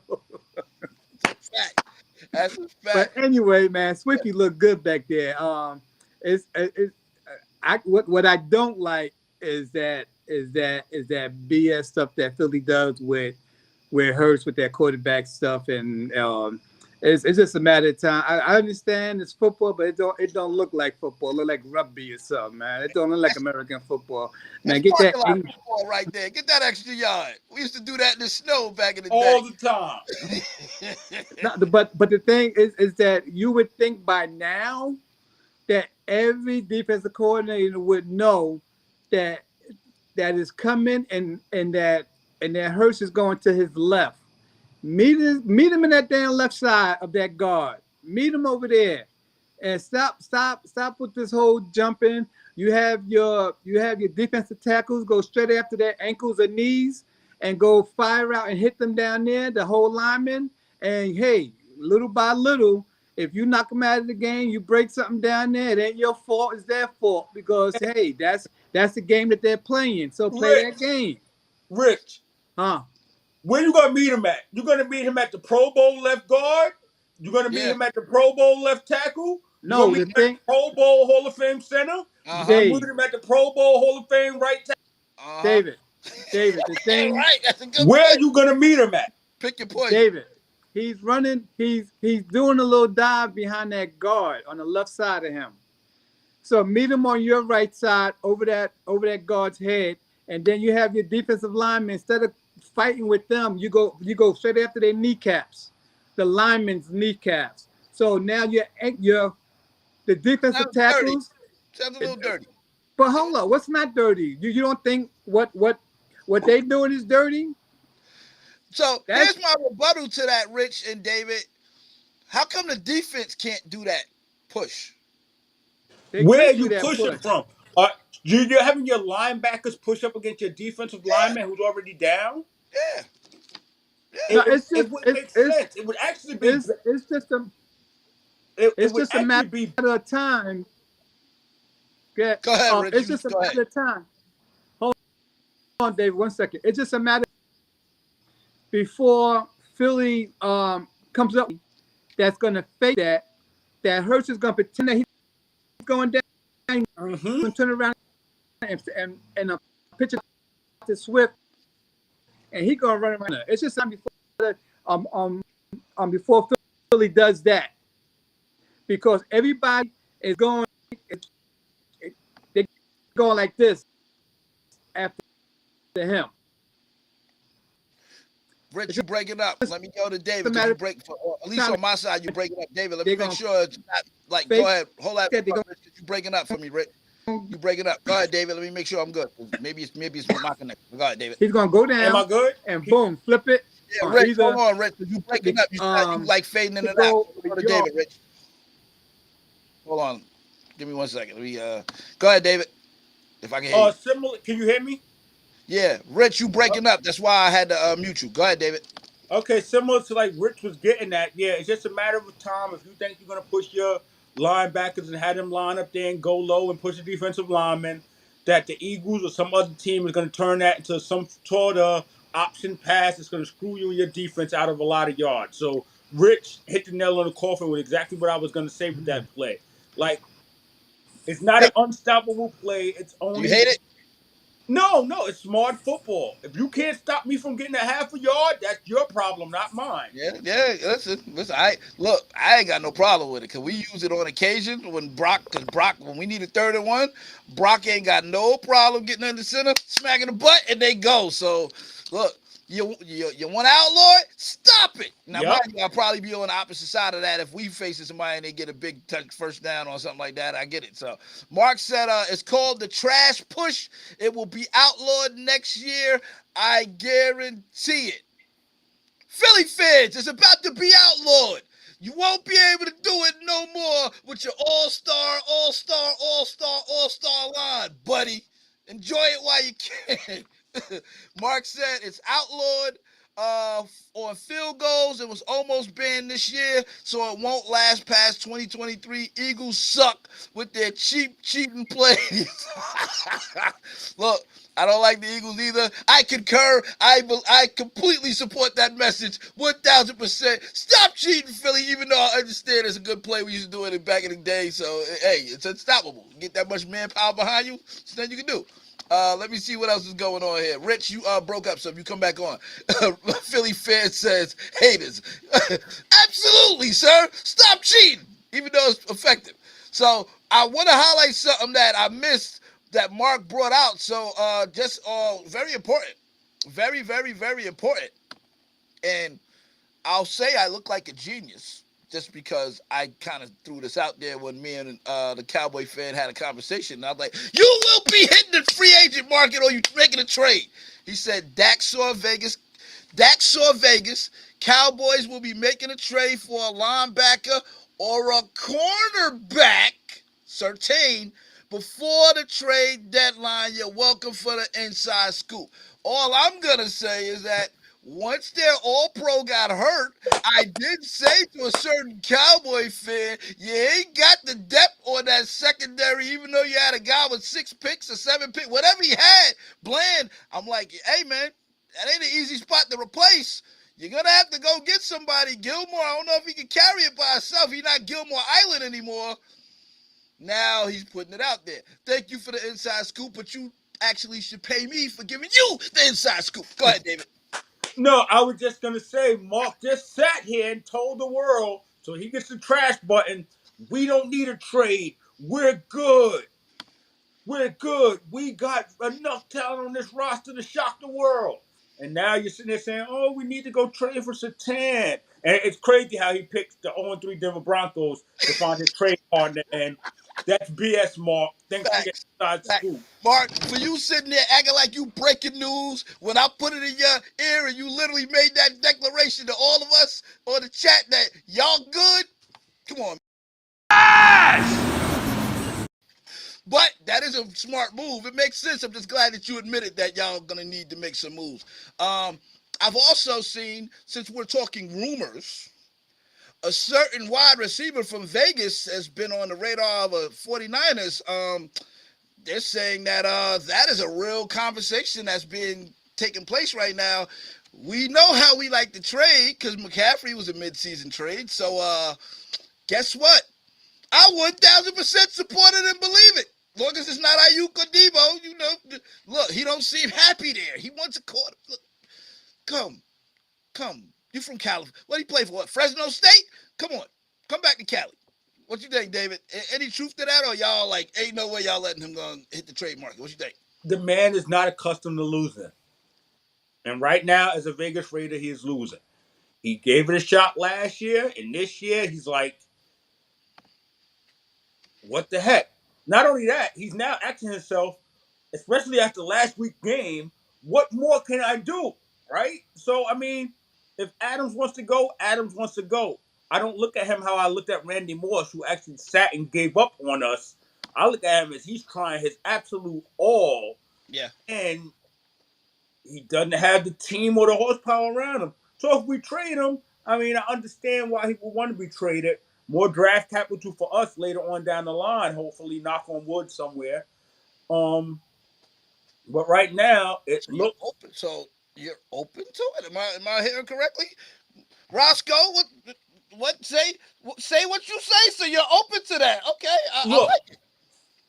even at 1-2, I still have the Raiders going 11-6 into the playoffs. Right? Right. I still have us going.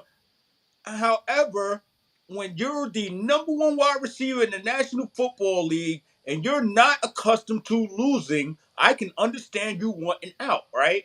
I'm not going to say, oh, you're under contract. No. If that man want a home to go somewhere to try and be successful because he does not see the success right now, more power to him. More power to him. Not going to knock him for not wanting to be a Raider right now because a lot of people don't want to be a Raider right now. But I'm just going to say this. Mm-hmm. Don't turn around and want to put on the silver and black when we start winning, because it's going to happen. It's going to happen, and that's directly to Adams and anybody else who feels that way after week 3. Wow. You Wow. upset? Be upset. Yeah. Don't want to be cheering when we freaking getting ready to go into the playoffs and beat somebody's head off. Look, I respect it. I respect the fact that you like, yo, don't keep that same energy. Don't switch it up once you see the run coming around when Jimmy G is putting up. How many touchdowns you said he gonna have again? I never said Jimmy G. I said the Raiders as a whole. Man, you keep trying to book me to get numbers on him, and I keep trying to tell you the Vegas Raiders as a whole. Yo, I knew what was going to happen. You And knew that's it was why I'm coming? not worried. And that's why I'm not worried about the season. Oh my gosh, yo, his duck game, he could maneuver good. He was ready for it. It's like he knew it was coming. I don't like that you're starting to understand my patterns of how my questions are gonna come. You seen the setup. I gave you the setup, and you knew it was coming. I'll get you next time. All right. In regards to the Cowboys, I got a bunch of stuff going on with Philly and the Cowboys on the line. they talking, and I like the talk that's going on. Let me just go look at something that was said. Cowboy fan Mark said, Eagles are just entering the hard part of their schedule. They have yet to be tested, especially after the Washington game, who we know Washington gives them problems for whatever reason. Then judge the Eagles. David, what you think? Mark, I love you. You're sounding like a hater. Plain and simple. And you're sounding like a hater because you're saying they haven't been tested yet. Guess what? The Arizona Cardinals was not supposed to be your test, Mark. They were not supposed to be your test. So focus on the Cowboys. Focus on America's team, as you say every time you come on this show. Focus on them. You're bringing up the Eagles too much, like you're scared. Don't be scared of the Eagles. You ain't played the Eagles yet. Focus on your Cowboys. Look, I'm gonna put it out there. I've been putting it out there since last year. Eagles, we gotta run that back, buddy. We gotta run that back. I need to get that. We need to get back on that one. Y'all got that off. We gotta run that back. This time with for y'all when y'all come back. We got listen. Go ahead, David. This time with quarterback number 1 or 2, not 3 and 4. We got 4 this time. We got 3 an emergency one, just in case. But they don't have the D line they had because we got Hargrave in the middle to open that up. So ain't no more. What 70 sacks? They not on pace for 70 sacks right now. Go ahead. Hey, Hargrave might not be there. Might be doing great things for y'all. But that boy Jordan Davis and Carter are about to, and Carter are about to set it loose. Carter in his rookie year is already in everybody's backfield. He look unblockable right now. And Davis is starting to figure it out. Like you see less and less, and you can ask the Eagle fans, you see less and less of Fletcher Cox, who is an outstanding defensive tackle. Good point. In the 3rd and 4th quarter of Eagle games. And you see more and more of those two there. So it might not be 70 sacks, but it's going to be fresh legs when it comes November, December time in Philly. Look, in the body says, we suck, but we lead the NFC East. That is true. They do lead the NFC East. Mark got a rebuttal for. I love the banter between. They're not on air, but they're on air. Salute to my panel of experts on the chat. You can chime in. This is a live show, so literally, if you seeing this and we talk about right now NFC East and how that structure looks and what the game's gonna look like, and that power struggle between Cowboys, Eagles. Not to insult the Giants, who we just beat convincingly, by the way. Salute to your Giants fans out there. I know that y'all, I understand that y'all was a little vocal coming into the game, and then you got quieted by the Niners. But look, it's not you guys. You guys got talent. It's the quarterback. Y'all overpaid that man, but nobody want to listen to me. What do I know? But anyway, Washington, they look like they can give Philly a game, man. So let me kind of read what's going on here. Mark said, win the Super Bowl, or we'll take another 57 years. It took that long? Good jeez. I can't really talk. Been years for us, but 57 years. But that's where we are. What up, Mark? I see you on here. Hopefully your audio is good, because you know you and your phone will be giving me mad complications. Let me hear you, sir. I'm gonna come back in, man. I with my headphones. I'm coming back in. David talking reckless. Whoever this dude is, I'm gonna have to make sure I regulate real quick. Give me 2 minutes. I'm coming right back in, son. All right, no doubt. Do that. Let me keep on going. So this is where we are, man. Cowboys, New England, Zeke against his former team. He had his best performance last week with 80 yards rushing. Any chance of him cracking 100, 2 touchdowns? David, he got some motivation. He know that defense. He know that offense. What you think? New England has one of the better offensive lines. One of the things that a lot of people don't give them credit for. But I mean, Zeke is a backup for a reason. Obviously, he's going to be hungry because he's playing against the Dallas Cowboys. I thought he started. Oh, he don't. Oh, they rotate. No, Stevenson. Yeah, Stevenson is still the starter. Yeah.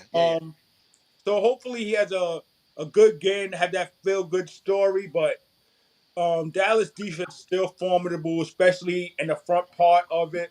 Right. So freaking, I don't see Zeke having a monster game. However, I will say this. Yes. I just picked him up on fantasy. I seen that.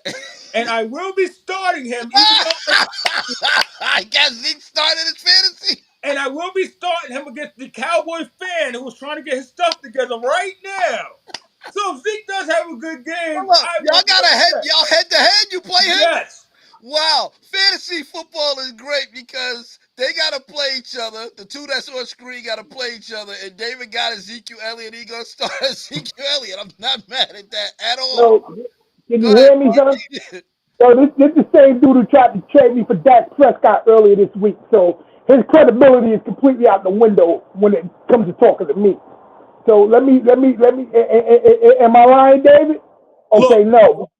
Hold on. Ain't no look. You tried to trade me for Dak Prescott. So you're going to use Dak Prescott against me and the Cowboys after you done picked up the reject Zeke? You can have Zeke. I let Zeke go. Remember, I picked up Zeke and let him go week 3. So he does nothing for me. Let me go back, son, if you don't mind, to this Philadelphia Eagles. Hey, Mark, let me just say, meat and potatoes. Give me meat and potatoes. I appreciate you. Go ahead.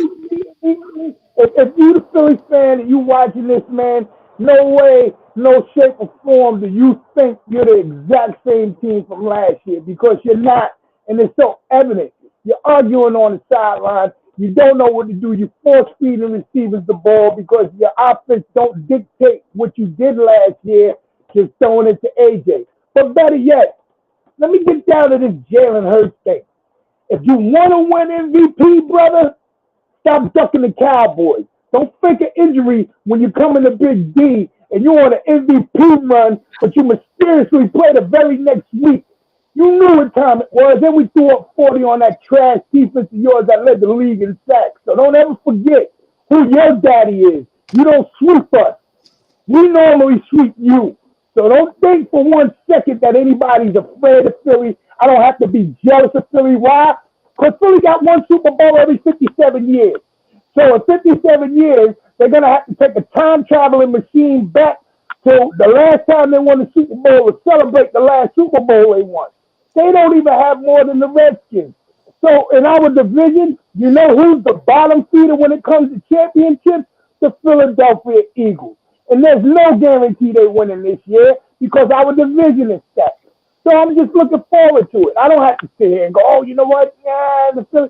Listen, man, ain't nobody afraid of the Eagles. Dak Prescott would have played if he was good enough to play against you guys. When he is good enough to play against you guys, guess what? Jalen Hurts hasn't had a win against Dak Prescott since he's been in the league. And you can say what you want. That's a fact. So since it's a fact, I'm going to make sure you understand the ramifications of what you're talking because we played you twice. And the gauntlet that you're going to face in November, if you are a true Eagles fan, you know for a fact November is your meat and potatoes that's going to show you if you are a Super Bowl contending team. Because every single game you plan on in November is going to be against nothing but winning teams.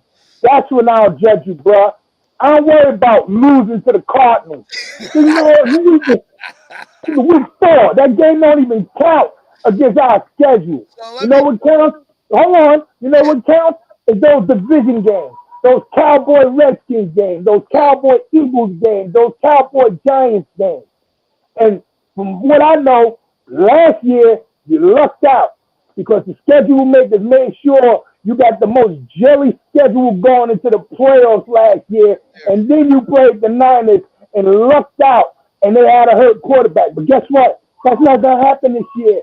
Purdy's gonna be great this year. He's gonna be 100% this year. Guess what? You won't be able to fool a fake an injury with Hurts. You're gonna have to play against that. So I'm waiting and looking forward to making sure you eat all of those words. But you know, it's early in the season. Let me ask you. It's live. It's documented. David, you are my witness. Are you telling us right now? This is for Cowboy Nation, Eagles fans. You are not afraid of the Eagles. That is your declaration. If I'm clear, man, I'm the Cowboys, man. I got 5 Super Bowl championships, most playoff appearances, #1 wins. This is all documented. All I have to do is just look it up. Yeah. #1 wins of any franchise in the NFL.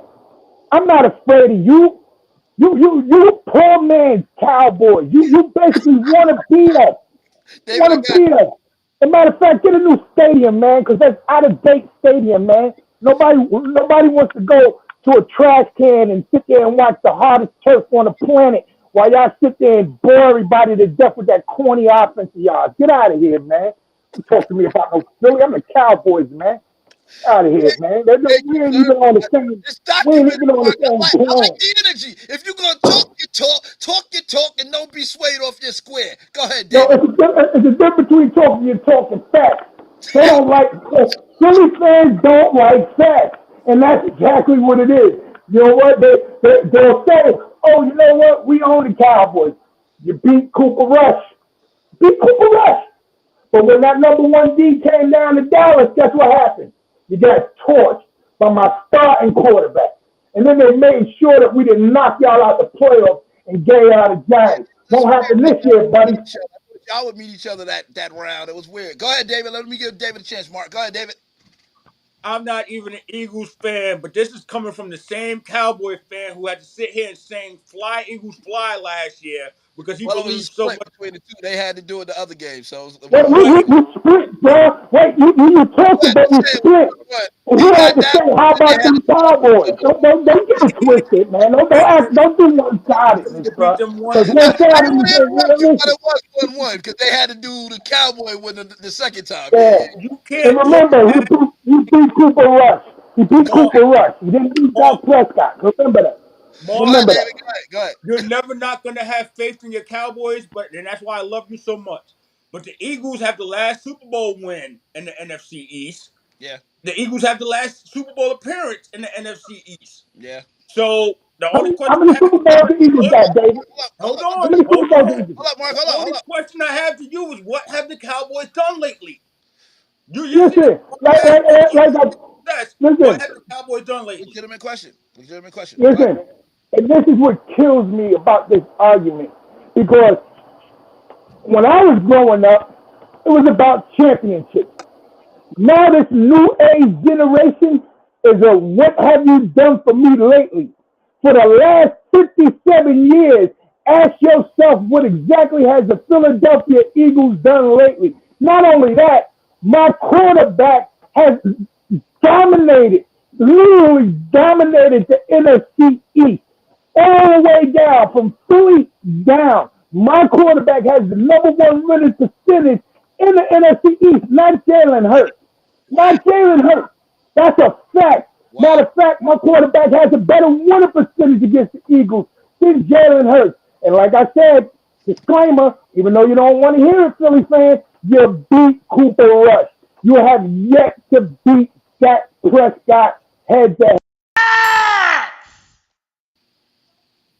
When you break your number one D with all of those sacks, number one D with well, you didn't have the number one D because remember we led the league in turnovers last year. Just in case you thought you did, I gotta let you know we did. But you had all of that and came to Dallas and got 40 thrown on you. 40. You don't throw 40 up on us.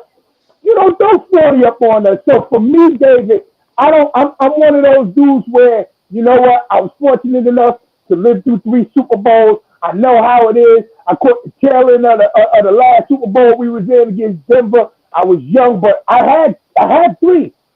Yo, this dude will probably be 95 years old before the next Super Bowl he sees because he can't guarantee it. You know why? Because he's a Philly fan. And right now, Philly right now is a good football team. I'm not going to take that away. Right. But don't get it twisted. You're in the same division as me, dog. Ain't nothing sweet. You ain't going to just steamroll over people. You might do it to the Giants. You lost to the Redskins last year. Matter of fact, both of us, Cowboys and Philly, both split against the Redskins. So you can't even take the Redskins for granted this week. What are they? You 3-0? can't. Redskins are 3-0. What are the Redskins? Yeah, no, they lost last week. They lost last week. 2-1. Yeah. 2-1. Yeah, you can't sleep on them. Yeah, but you can't sleep on them because evidently they had your number and Hurts played that whole game. Yeah. I remember that. Yeah. So don't sit here and act like you sitting there dominating somebody and you got the literally big league Super Bowls in our division. You trying to blow yourself up like you got 5, bro. I made 9 appearances. Super Bowl is my second home. You made what? How many Super Bowl appearances have Philly got? Ron Jaworski, they lost. Remember that? I remember that. They lost that. Yeah. And then there was another 47 years after that, and then they finally got one. Like I told you in the comments, my vegetables are recent. My vegetables in the refrigerator are recent, and they go old. You're going to find that one Super Bowl, that one lonely Super Bowl by itself in the corner, wishing that he had a friend. I wish I had another Super Bowl friend. It ain't going to work, bruh. It ain't going to work. You're going to take about, let probably me move on. 2055 when you get 5 Super Bowls, man. It's crazy, man. You on with it. I like it. Talk your talk, man. So we gotta go look tomorrow at the tomorrow game. So Mark, while I got you here, meat and potatoes breakdown of how you expect your game to play out with the New England Patriots and what you envision for score wise. And obviously I'll put the rest of the comments coming down there from the Eagle fan. As before I go to you, Mark, to answer that. And David, get ready because I didn't touch your game for next tomorrow. So get ready to give me a breakdown on that. The Eagle fan says, as I move off Eagles Cowboys, history sounds good, but it's history. Who's the better team in the last 8 years? Eagles, not Cowboys. Mark, no rebuttal because we got to move forward. Otherwise, we'll stay right there, which I'm loving it, but I have a time schedule and I got to stick to it. We got to cover. And then okay, I'm going to just go on this Cowboy game. Number one, happy to see Zeke with another team. Number one, yes. As a Cowboys fan, we love Zeke. You know, we hate to see him somewhere else. I'm going to be honest with you, man. I'm going to bring something up. Remember when the Cowboys let DeMarco Murray go? Definitely. And then the Eagles said, you know what? Let's go pick up DeMarco Murray. He was great with Dallas. And then he came to Dallas and he had like 5 yards rushing on like 16 carries. Because I remember that. Eagle fans don't like to remember that, but I remember that. I actually hope Zeke has a half-decent out. You know why? Because I would love to see Zeke one day in the Ring of Honor with the Cowboys because he deserves it. He lived up to the expectation. Matter of fact, in my opinion, he surpassed the expectations, jumping over goofy Philly defenders, making them look stupid, hurdling them, almost scoring, and just beating them up year to year. But overall, I feel like Cowboys haven't lost back-to-back games in like 3 seasons. I think Dak Prescott, I heard Tyron Smith is a scratch. They actually got that out ahead of time, so he's a scratch. But Zach Martin looks like he might end up playing. So Biadasz looks like he. I heard you right, Tyron. Oh, Tyron's a scratch. He got a calf injury or quad, one of them two. Don't quote me on that, but I know it's to do with his legs. But going into this game, we're at home. Finally came back home. We beat Belichick before in New England. Now we get him at Dallas. I expect Dak Prescott to look sharp. I expect my defense to look sharp after the embarrassment that they got last week. Actually, not embarrassment, more the being humbled last week. Right. And I expect them to come out and play a complete game and come away with the victory. I'm not going to go blowout because I just need my boys to come out with a V. And I don't need 3-point V. I need about 7 to 10 points. 14 points is good, but I expect the Cowboys to be able to put the pressure on New England's quarterback and be able to go out there and do what we need to do to get the V to be 4-1.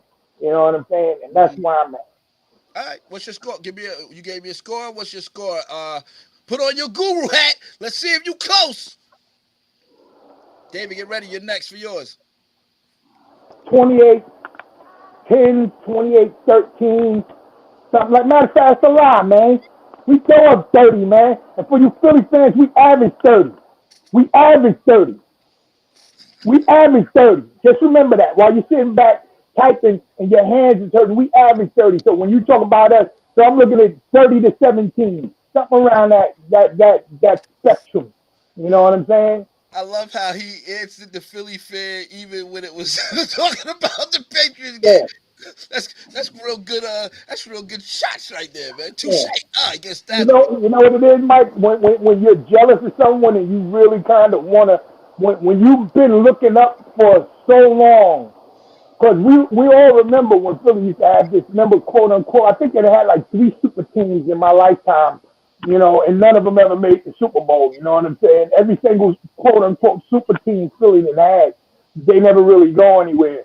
But last year they went, like I said, They had the cupcake path, and then they would sacrificial lambs against Mahomes. Like I said, and I told you, Mahomes is going to sacrifice him in the Super Bowl. Jalen Hurts, MVP, likes to fumble in the Super Bowl and get it returned for a touchdown. We ain't going to talk about that because Philly fans don't want to talk about that. Right.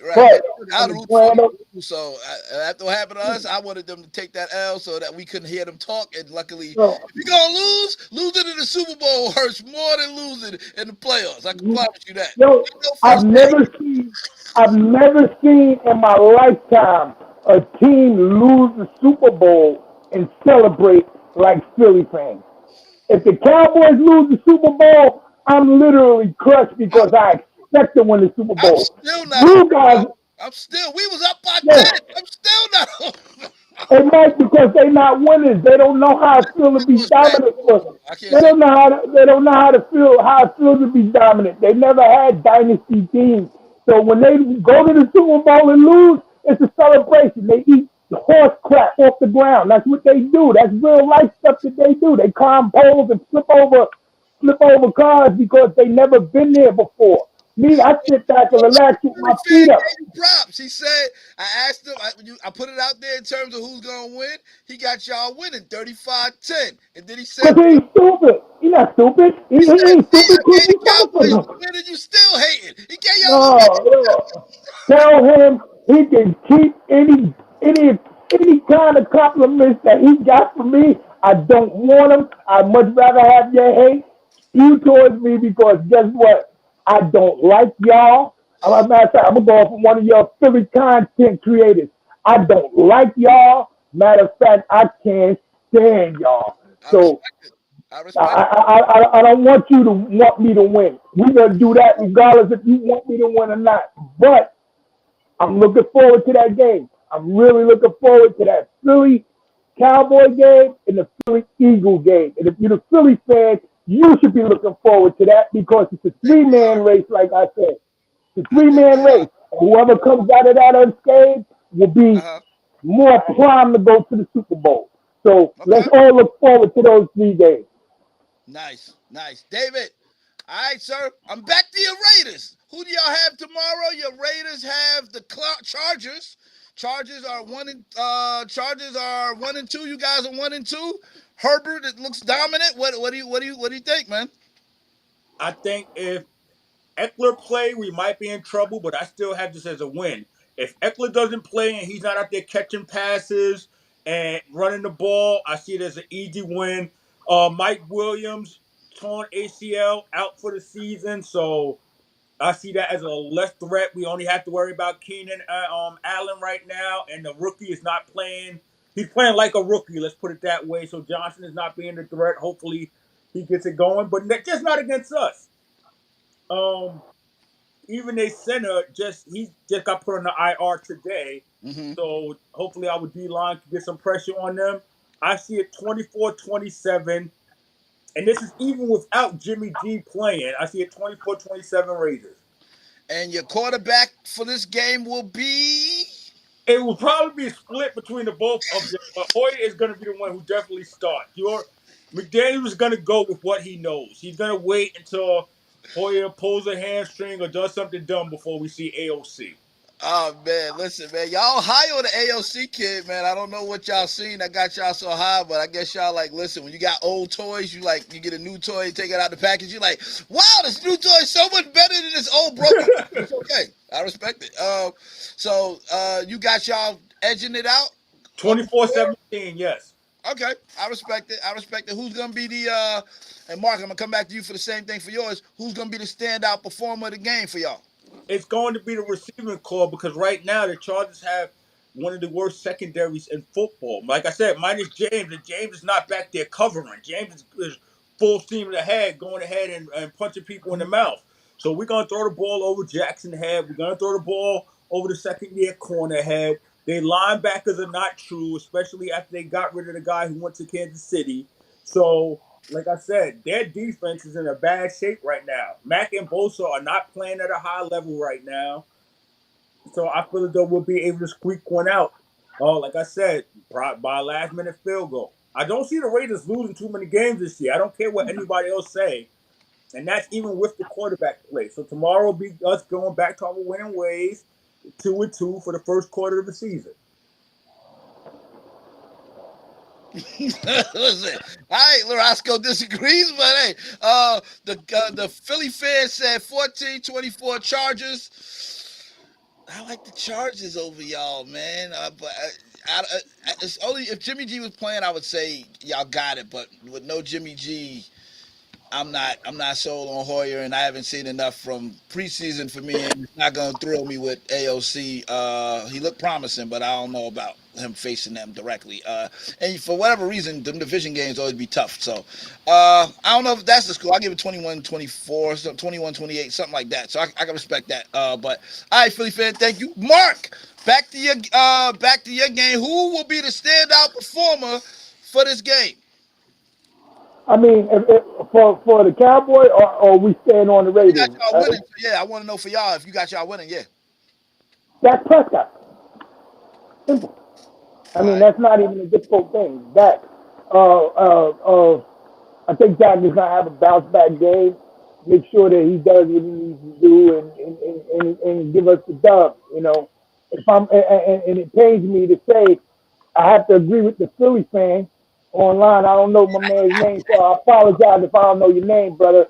But I think the turmoil that you have at your tackles, the turmoil that you have at quarterback right now, the turmoil that you have on your D line because of Chandler, it's a lot, man. I mean, I understand your confidence, D. It's just right now, your coach gonna have to bring all of this in and condense it and get these guys to play. I You think the talking about the positive. Raiders now? You talking about the Yeah, Raiders? I'm talking about the Raiders. Okay. I think the good positive that you have. I heard an interview with Devontae, I think last week, where he just kind of tired of losing. You know what I'm saying? He's not used to losing. He's tired of losing, and as long as you got that dog, you can always depend on him to put points up. But I think that, like Philly fans said, I see the score closer to what he's saying. I see them maybe 7 to 10 points. I think y'all gonna come out and try to make sure that everything is good. But right now, man, it's a lot. It's a lot for one organization to me to handle given a short week. You know what I'm saying? You know, Chandler just gets suspended today, bro. Your quarterback literally just got hurt. So you prepping a brand two. You mentioned two quarterbacks. You didn't mention one. You said two. Mm-hmm. So if you doing all of this in 1 week, man, it's a tough it's a tough task to handle, given the fact that last week, man, they Pittsburgh D. I don't know if Pittsburgh D was that good or your O line was that bad. You know what I'm saying? Like I can even go off for the Cowboys. Was Arizona that good or was my D that bad? Yeah, good So question. it's a matter of how you gonna look this week. I think your defense will be able to at least keep them contained because right now the Chargers running game is not good. You know, I don't know how big of a loss Chandler is for you guys, but I'm sure somebody could step up because every other position y'all got. Yeah. Plus, you still got Big Max, man, and I always love Max Crosby. I respect Max Crosby. You got to get double team. Hopefully, you'll at least get calls because he's always, always, always getting held, and they never ever call it. Never So call it. hopefully, they don't call it. They don't call it.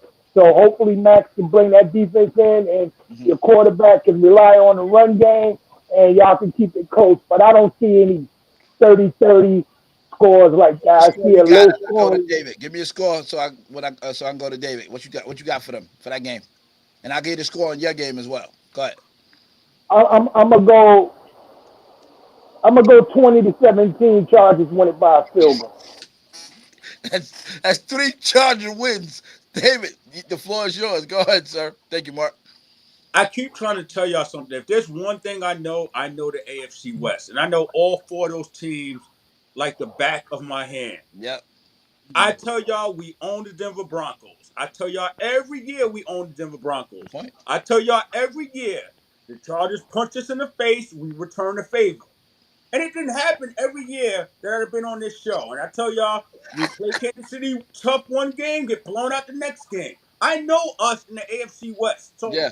I'm telling y'all right now, week 4, we're going to punch the Chargers in the face, get this W, and then in week 13, they're going to return the favor. We're just going to punch them in the face the first time around. And I'm telling y'all it's going to happen because their offensive line, hold on, Mark. Their offensive line is hurt. Their defense is giving up 5.6 yards a carry, and their secondary is ranked 29th in the National Football League.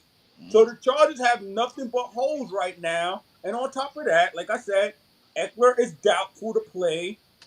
Williams just tore his ACL, so they're going with a small Joshua Palmer, who we like. He's a cute toy. He's Yeah, not a number you 2 get wide open here and there. receiver. Yeah. And Yeah. they're going with Quentin Johnston, who got drafted, but it takes rookie wide receivers a good minute.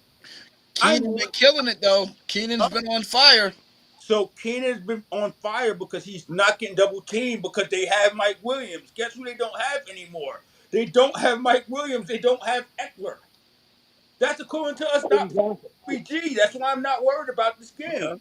All right. So what's your score? You got give it one more time because we gave ours. You gave your score was what? I said we would win by a field goal, so I think I said 27-24 Raiders. Got you. Got you. Mark, let me give you my prediction on y'all game. I got y'all 35-18. I see y'all killing them. Just because they don't really have a receiving threat. I'm hoping Kendrick Bourne does something for me. He's in my fantasy. Come on, Kendrick. 2 touchdowns, baby. I need it. That's like They this. run the rock regardless. That's what New England does. Regardless if they're behind or if they're ahead, they're gonna run and run and run. But let me get to David real quick Yeah, because go I ahead. remember I'm last year. moving on to the next thing as we wrap up soon. Go ahead. Okay, I remember last year, David. I rolled with you when you told me 5 straight. I remember I sat here and said, you know what? David said it. I'm gonna sit and believe it. Yep. He said 5 straight. Matter of fact, you know what? What? Raiders winning 5 straight. David, y'all went 0-5, man. Mark, the Raiders were not eliminated from playoff contention until week 16 of last year, How? right? But last year's last year. Right. This year, we're Oh, 1-2. I can't hear you. Oh, go ahead. Go ahead, David. I'm sorry, David. All I'm saying is, man, it's just not a good look, or maybe it's a jinx. And I heard earlier in the show when you was talking about the move to Vegas, Raider Nation. I think honestly, man, that has so much to do with the mystique of the Raiders. That has so much. It's like you got the Philly fanatic, down in Philly, that Niner Nation. When you kind of strip a team of their core fan base, and like you said, in Vegas, anybody can go to the game. You ain't even got to be a Raider fan. You can just, you know what, I'm gonna buy Raider tickets. I'm in Vegas this week. I'm gonna go see the Raiders. It just makes that home field advantage, or regardless, when you travel advantage, not the exact same, man. And I feel bad because you guys is a proud franchise. You know what I'm saying? I'm all about proud franchises. I'm all about deep fan bases, and the fact that this dude invites 20 of his relatives to his game at a home opener, and literally, dog, like not even finish the game and get twisted up, and nobody on the Raiders sat there and defended him or No. came to his aid or push somebody around or start a skirmish. It was just I don't think that would have ever happened in Oakland or Los Angeles. No, I don't think so. I don't think that would have ever happened because that's not y'all identity. Y'all identity is hard nosed, tough, dirt under the fingernails, Respond and, whatever you want. and moving to Vegas is just really. It's just to me. I think they picked the wrong team to move to Vegas. They should have Oh, moved the Chargers and let y'all sit there and play with the Rams and stayed in LA. And that's what I personally think. I think they just moved the wrong team to Vegas. It's not a Raiders town. It's not a Raiders mentality. It's more of a, move Jacksonville in, move Like an the attraction. Panthers. It's just an attraction. Yeah, you know what I'm They saying? got- It's not the same type of feeling when I watch you guys in this Reliant Stadium, whatever it's called, looks like a big Zumba. Go ahead, Like Mark. I mean, go ahead, David. Let David go. Mark, go ahead, David. Mark. And like I just said about 45 minutes ago, right? mm, The Raiders, and we have no choice because we're going to be there for 50 years.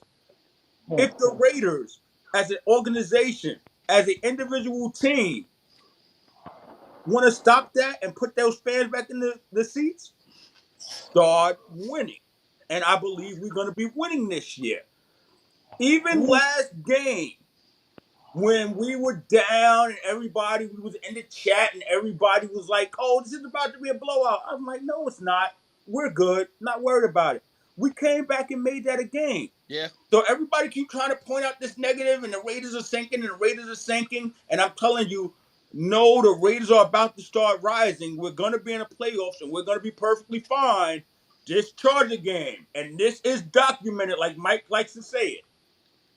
This Well, Chargers game is going to be the game that show y'all that we are back. And you know what I'm going to do when we come on the show next week? I'm going to do what I did last year. I'm going to say, "I told you so. I told you so." Because I I What? mean, said you, we're going to win. Listen, you telling us so against the y'all. Chargers, though. Go ahead. Last and I gotta move to our next topic. Go ahead, Mark. I said you telling us so against the Chargers, though, man. Like this is, and if you still listening, Philly fans, I'm almost sure Mike can contest to this. We much rather win the big games Yeah. than win the games that we supposed to win. The Yeah. games we supposed to win means nothing. I can't get like if we to beat Arizona, I can't get on. Oh, we beat Arizona. That means nothing, man. It means nothing. I want to see the Raiders knock out Kansas City. Let me see you get in Miami and beat up on Miami to show that you are back, to show that you are prime and ready to make the run that you say you're gonna run. Mm-hmm. Beating beating the Chargers, yeah, it's not Chargers not a bum. I don't want you to think I'm calling them a bum, Right, right, but right. the level that you trying to reach, the Chargers aren't that level. You feel what I'm saying? Like within your division, Kansas City's in your division, correct? No, it's Kansas City. No, Yeah, no, yeah, no. yeah, yeah, Yeah. yeah. Until you start beating Kansas City on a consistent basis, or at least splitting with them, because at least when you split with them, you letting them know Philly number one team in the league last year, split with the Cowboys. Let me ask you, what do you think a Redskins fan thinks because they split with Philly? You feel what I'm saying? Philly Yeah. wasn't expecting to drop that game against the Redskins, but I'm almost positive when the Philly fan talks to the Redskins fan, first thing out of his mouth is, "Oh, we didn't make the playoff, but we beat y'all." You Yeah. feel, it gives that, Hey, I it still gives hear a from sense of Denver from confidence. last year. They like, we ain't made the playoffs, Yeah, we tried, but we beat y'all. They did. I can't say yeah. nothing. Listen, So I gotta I'm move. not, I gotta move. I gotta move. We on 2-14. my I bad. need these. These are very important. I want to make sure I highlight these two things before we go off air. College highlights today. BYU, Mark. I'm gonna let y'all BYU and Colorado as representative. I'll let y'all give y'all takes on your teams. I'll start with the higher team because not no offense to BYU, but nobody cares. Go ahead, Colorado. Talk to us. Let us know. Listen, man, Yo, tough listen, man. loss. What was it, 48-41? What's your take, man, in terms of what you've seen from your school and two losses in a row to two powerhouses? How do you feel with Colorado right now? I mean, the arrow is definitely. I mean, actually, let's just take it from. Let's go last week, And because meat last week potatoes, was. meat potatoes. I We am. wrapping I up. Go am. ahead. I'm gonna make it nice, short, and quick. Yep. We go last week. We've seen pretty much the lowest of the low of Deion Tender, his young Tender. You know Yes. what I'm saying? We've seen him run into an elite ranked team on the road and literally got not humble, but was shown that you got a lot of work to do before you hang with the big boys. You can hang in the playground with the regular guys, but when you playing this top 25, I mean these top 10 dudes, you got to get your weight up. Yeah. Going into this week, read a lot of news clipping about who's not going to play, what they're not doing, la la la la, and he sat there and he started a lot of freshmen and came out of this game and was down 3 touchdowns, down 3 touchdowns, and showed the will and fortitude to not only coach these dudes hard, but they came out and played. Like I said, a disclaimer real quick before anybody say, "Oh, but they lost. It's a moral victory." I get that, man. We're talking from here on out on Fans Club Live. What we do is we try to make an assessment for the Yep. future. We go game by game, but we also try to use projection and see where they might lie at the end of the year. So if we're going off of today's game, it was a heartbreaking loss because they played so tough to get themselves back in it. A lot of bad play calling down the stretch, Yes. but I Yes. went and looked at Shedeur Sanders' interview after the game. He made a lot of check downs on the line. So when he seen a look that he didn't like, he checked to a run, which made it a lot more better to understand. At least he's reading the coverages to know what's going to work and what's not going to work. I'd much rather him check down to a run than Mm-hmm. him throw the ball and it gets picked off and they're in scoring position. So in that case, I understood. And like you said, you know, we're in the stands or we're on TV, we looking and we saying, why is this play being called? But his exact words was, when I see something on the defense that I know if I pass the ball is going to be a negative play, I'll check to the run. He's like, it wasn't coach's fault. That's all on me. Right. And the run just didn't work. But from that projection on, we're looking at the number 8 team in the country that's been throwing up an average of about 50 points a game. Yeah. You know, Only for one them to be for able, 50 points on them all year so far. Yep. yeah. So for them to be able to come back after a bruising loss the week before and throw up 40 on number 8 USC is a huge building block for Coach Prime going on. I think the next game against Arizona State, I think he knows he got new pieces. I think he sees where he could become, within the next 2 weeks. Hopefully Travis Hunter be back. That gives him a stronger defensive backfield. Hopefully not Shador, Shiloh. Shiloh. Shiloh will be back, from his injury within Yeah. the next 2 weeks. But the building block and the confidence that gave them young kids, freshmen, he was saying that his offensive tackle went out. He had to throw another freshman in there. All of that should culminate in a better looking Colorado squad next week going against Arizona State. And yeah, Deion Miller looked like a man among boys. For him to have that kind of game against the USC as a freshman is unreal. So man, I'm like, I didn't know y'all that was unreal, bro. you lost, Not but I that, didn't know you had that kind of depth. I'll say this, like I told Marco offline. Dion definitely had some of his Louis hidden in the closet that nobody seen before, because that they had kids out there that was balling, and McLean looked very comfortable out there. I'll say that he looked comfortable. So, well, what I will say, I'm sorry, real quick. What I will say is, you had the Heisman Trophy front runner going to a hostile environment and throw up 6 touchdowns. 6. Then you had a newcomer from from FBS come in Yeah. and throw 5 touchdowns. Actually 4 touchdowns, 1 running.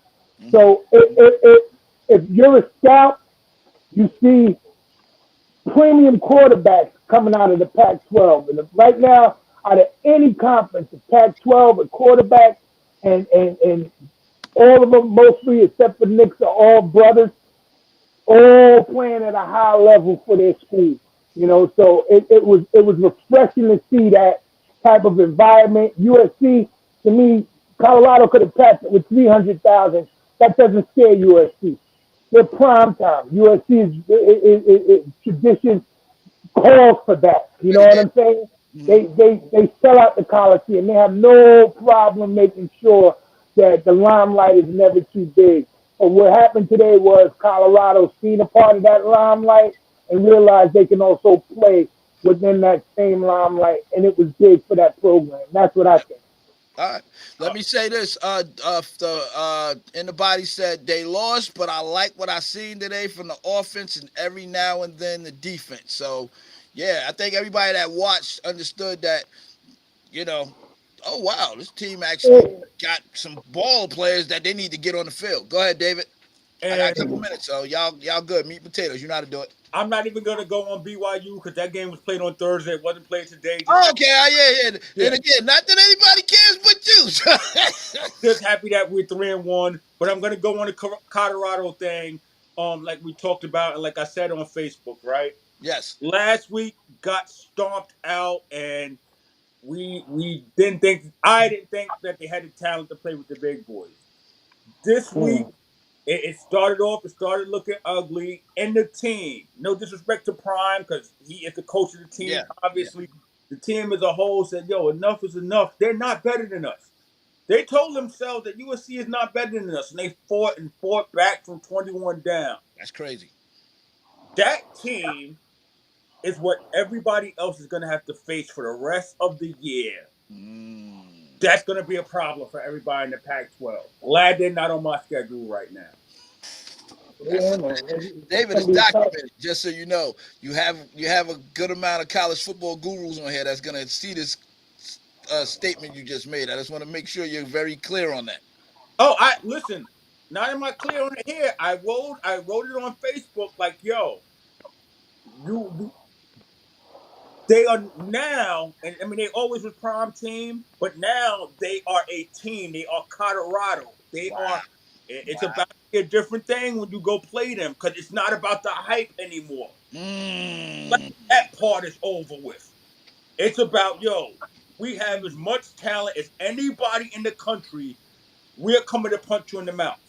So the glamour and glitz part, I think, is officially over with. Hold up, Mark.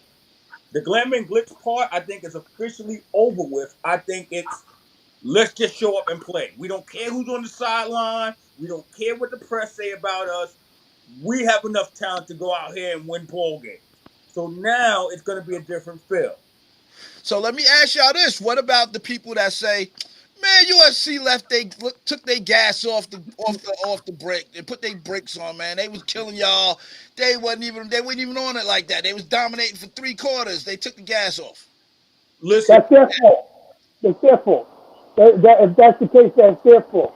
I mean, I don't see it like that. I don't think college football is built that way.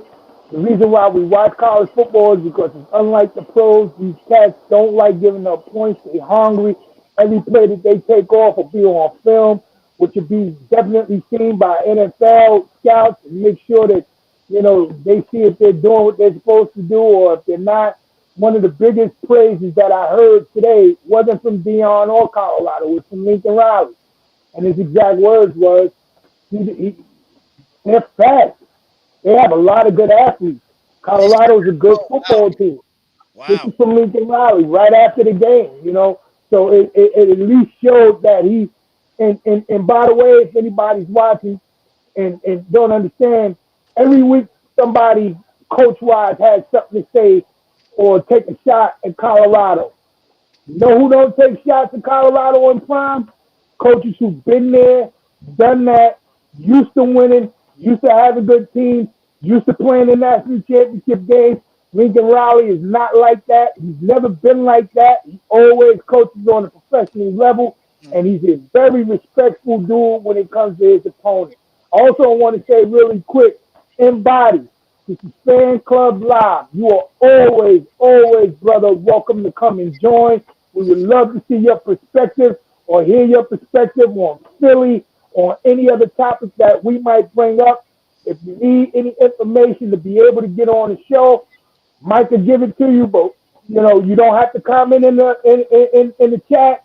You're more than welcome to come on the show, and be able to talk your talk and go over whatever topics that you feel. We welcome that, man. He So working that out. whenever, I talked to him yeah. earlier today. He was trying to get on to, but he didn't have a spot where it was like where he could be on camera and all of that. Wouldn't have. Oh, okay. All right. Well, I'm just Yeah. reiterating. It's the only show that you'll be able to get on Yep. and hear your perspective, Yep. not be ridiculed because everyone has an opinion. Your opinion. Everyone has an opinion. Yep. What it is we do Fan Club live wire takes. We all give our takes. They all live wire takes. Yes. You know what I'm saying? When he says expert, he sums it up to Fan Club. We don't mean externally. We talking about in Fan Club, and we always make sure we give live wire takes. So I Yep. would implore you, brother, and welcome you. Next time we have our show, contact Mike, come on the show. We love rebuttals. We love to be able to get it out where we can all talk sports because everybody's opinion is valued. Appreciate it. And so in the body, you see that you got that invite, man. Hope you heard that, sir. Oh, actually, you already responded. Thanks, sir. Can't wait to be a part of it. It's live. That's what's up. That's what's up. So, David, anything else Good. on Colorado? Oh, let me post back up this before I go to you, David. Anybody said if Hunter and Sanders would have played today, if that unit would have played today, they would have been a very different outcome, I believe. Hard to argue Mm-hmm. that, seeing how the defense responded without those two key athletes. But again, congratulations to USC on a big win, doing what they do. And Caleb is like, that offensive line is just dominant. He don't get touched. I'm being real. He don't get touched. So he's doing what he got to do. 6 touchdowns. And shout out to Colorado for putting them boys out there and showing that they got some dogs. He got some Louis in the closet that he about to take out and show that, like, oh, we didn't know that Louis was out there. Go ahead, David. no, I mean, like I said, from this point forward, they are going to be one of those teams that and they, I mean, they're out of championship contention, but they're going to be one of those teams in the Pac-12 that nobody's going to want to run into. Wow. So Oh, congratulations yeah. to Prime for making me a believer finally. Hold up! I can't just Hey, pass by that. Say that again, because this is documented. hey, I said it on Facebook first. As long as he stays at Colorado, he has turned me into a believer. I posted that like, yo, he has something special brewing in Colorado. Wow. Even Roscoe is surprised. He's surprised by that. Don't forget, next week is the hat game. Colorado versus ASU is already documented. So, Donald, if you happen to be watching this, please send me a picture of whatever ASU hat you have in mind. I really don't care what price it is. It could be $100. Just make sure I already got the hat that I want, so I'll be sending that to you. But on Fan Club Live, we make friendly bets. We don't jump out the window. We do fan bets Yep. with your team and whatever. And just to let you know, also, everybody, I don't know if Mike told you, we have a segment called Respect the L.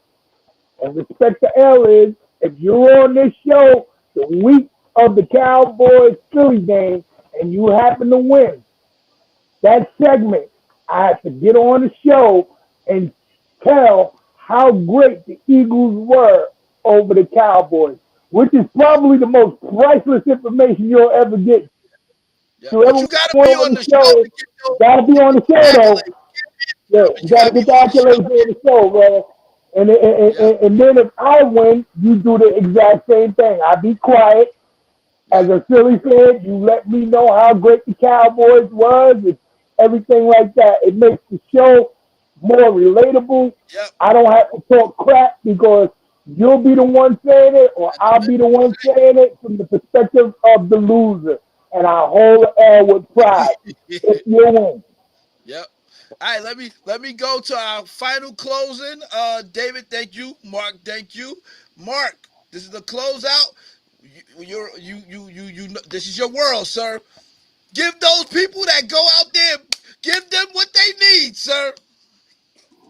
Listen, man, as in, what do you want me to just spew what I need to spew, or you want me to give some? Give the key games that you want to highlight.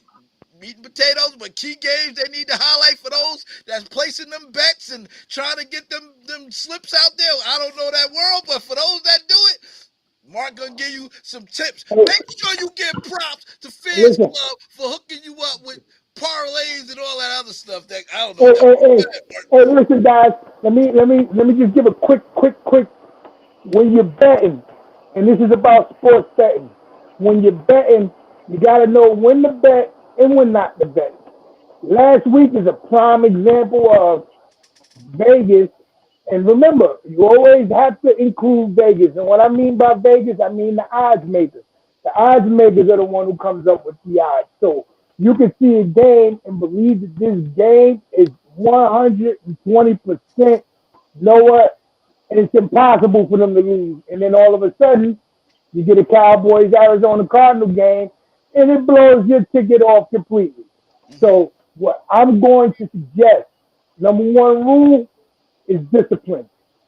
Discipline is over everything. And I mean that, because we're talking betting. We're talking about real money. We're not talking about fake money.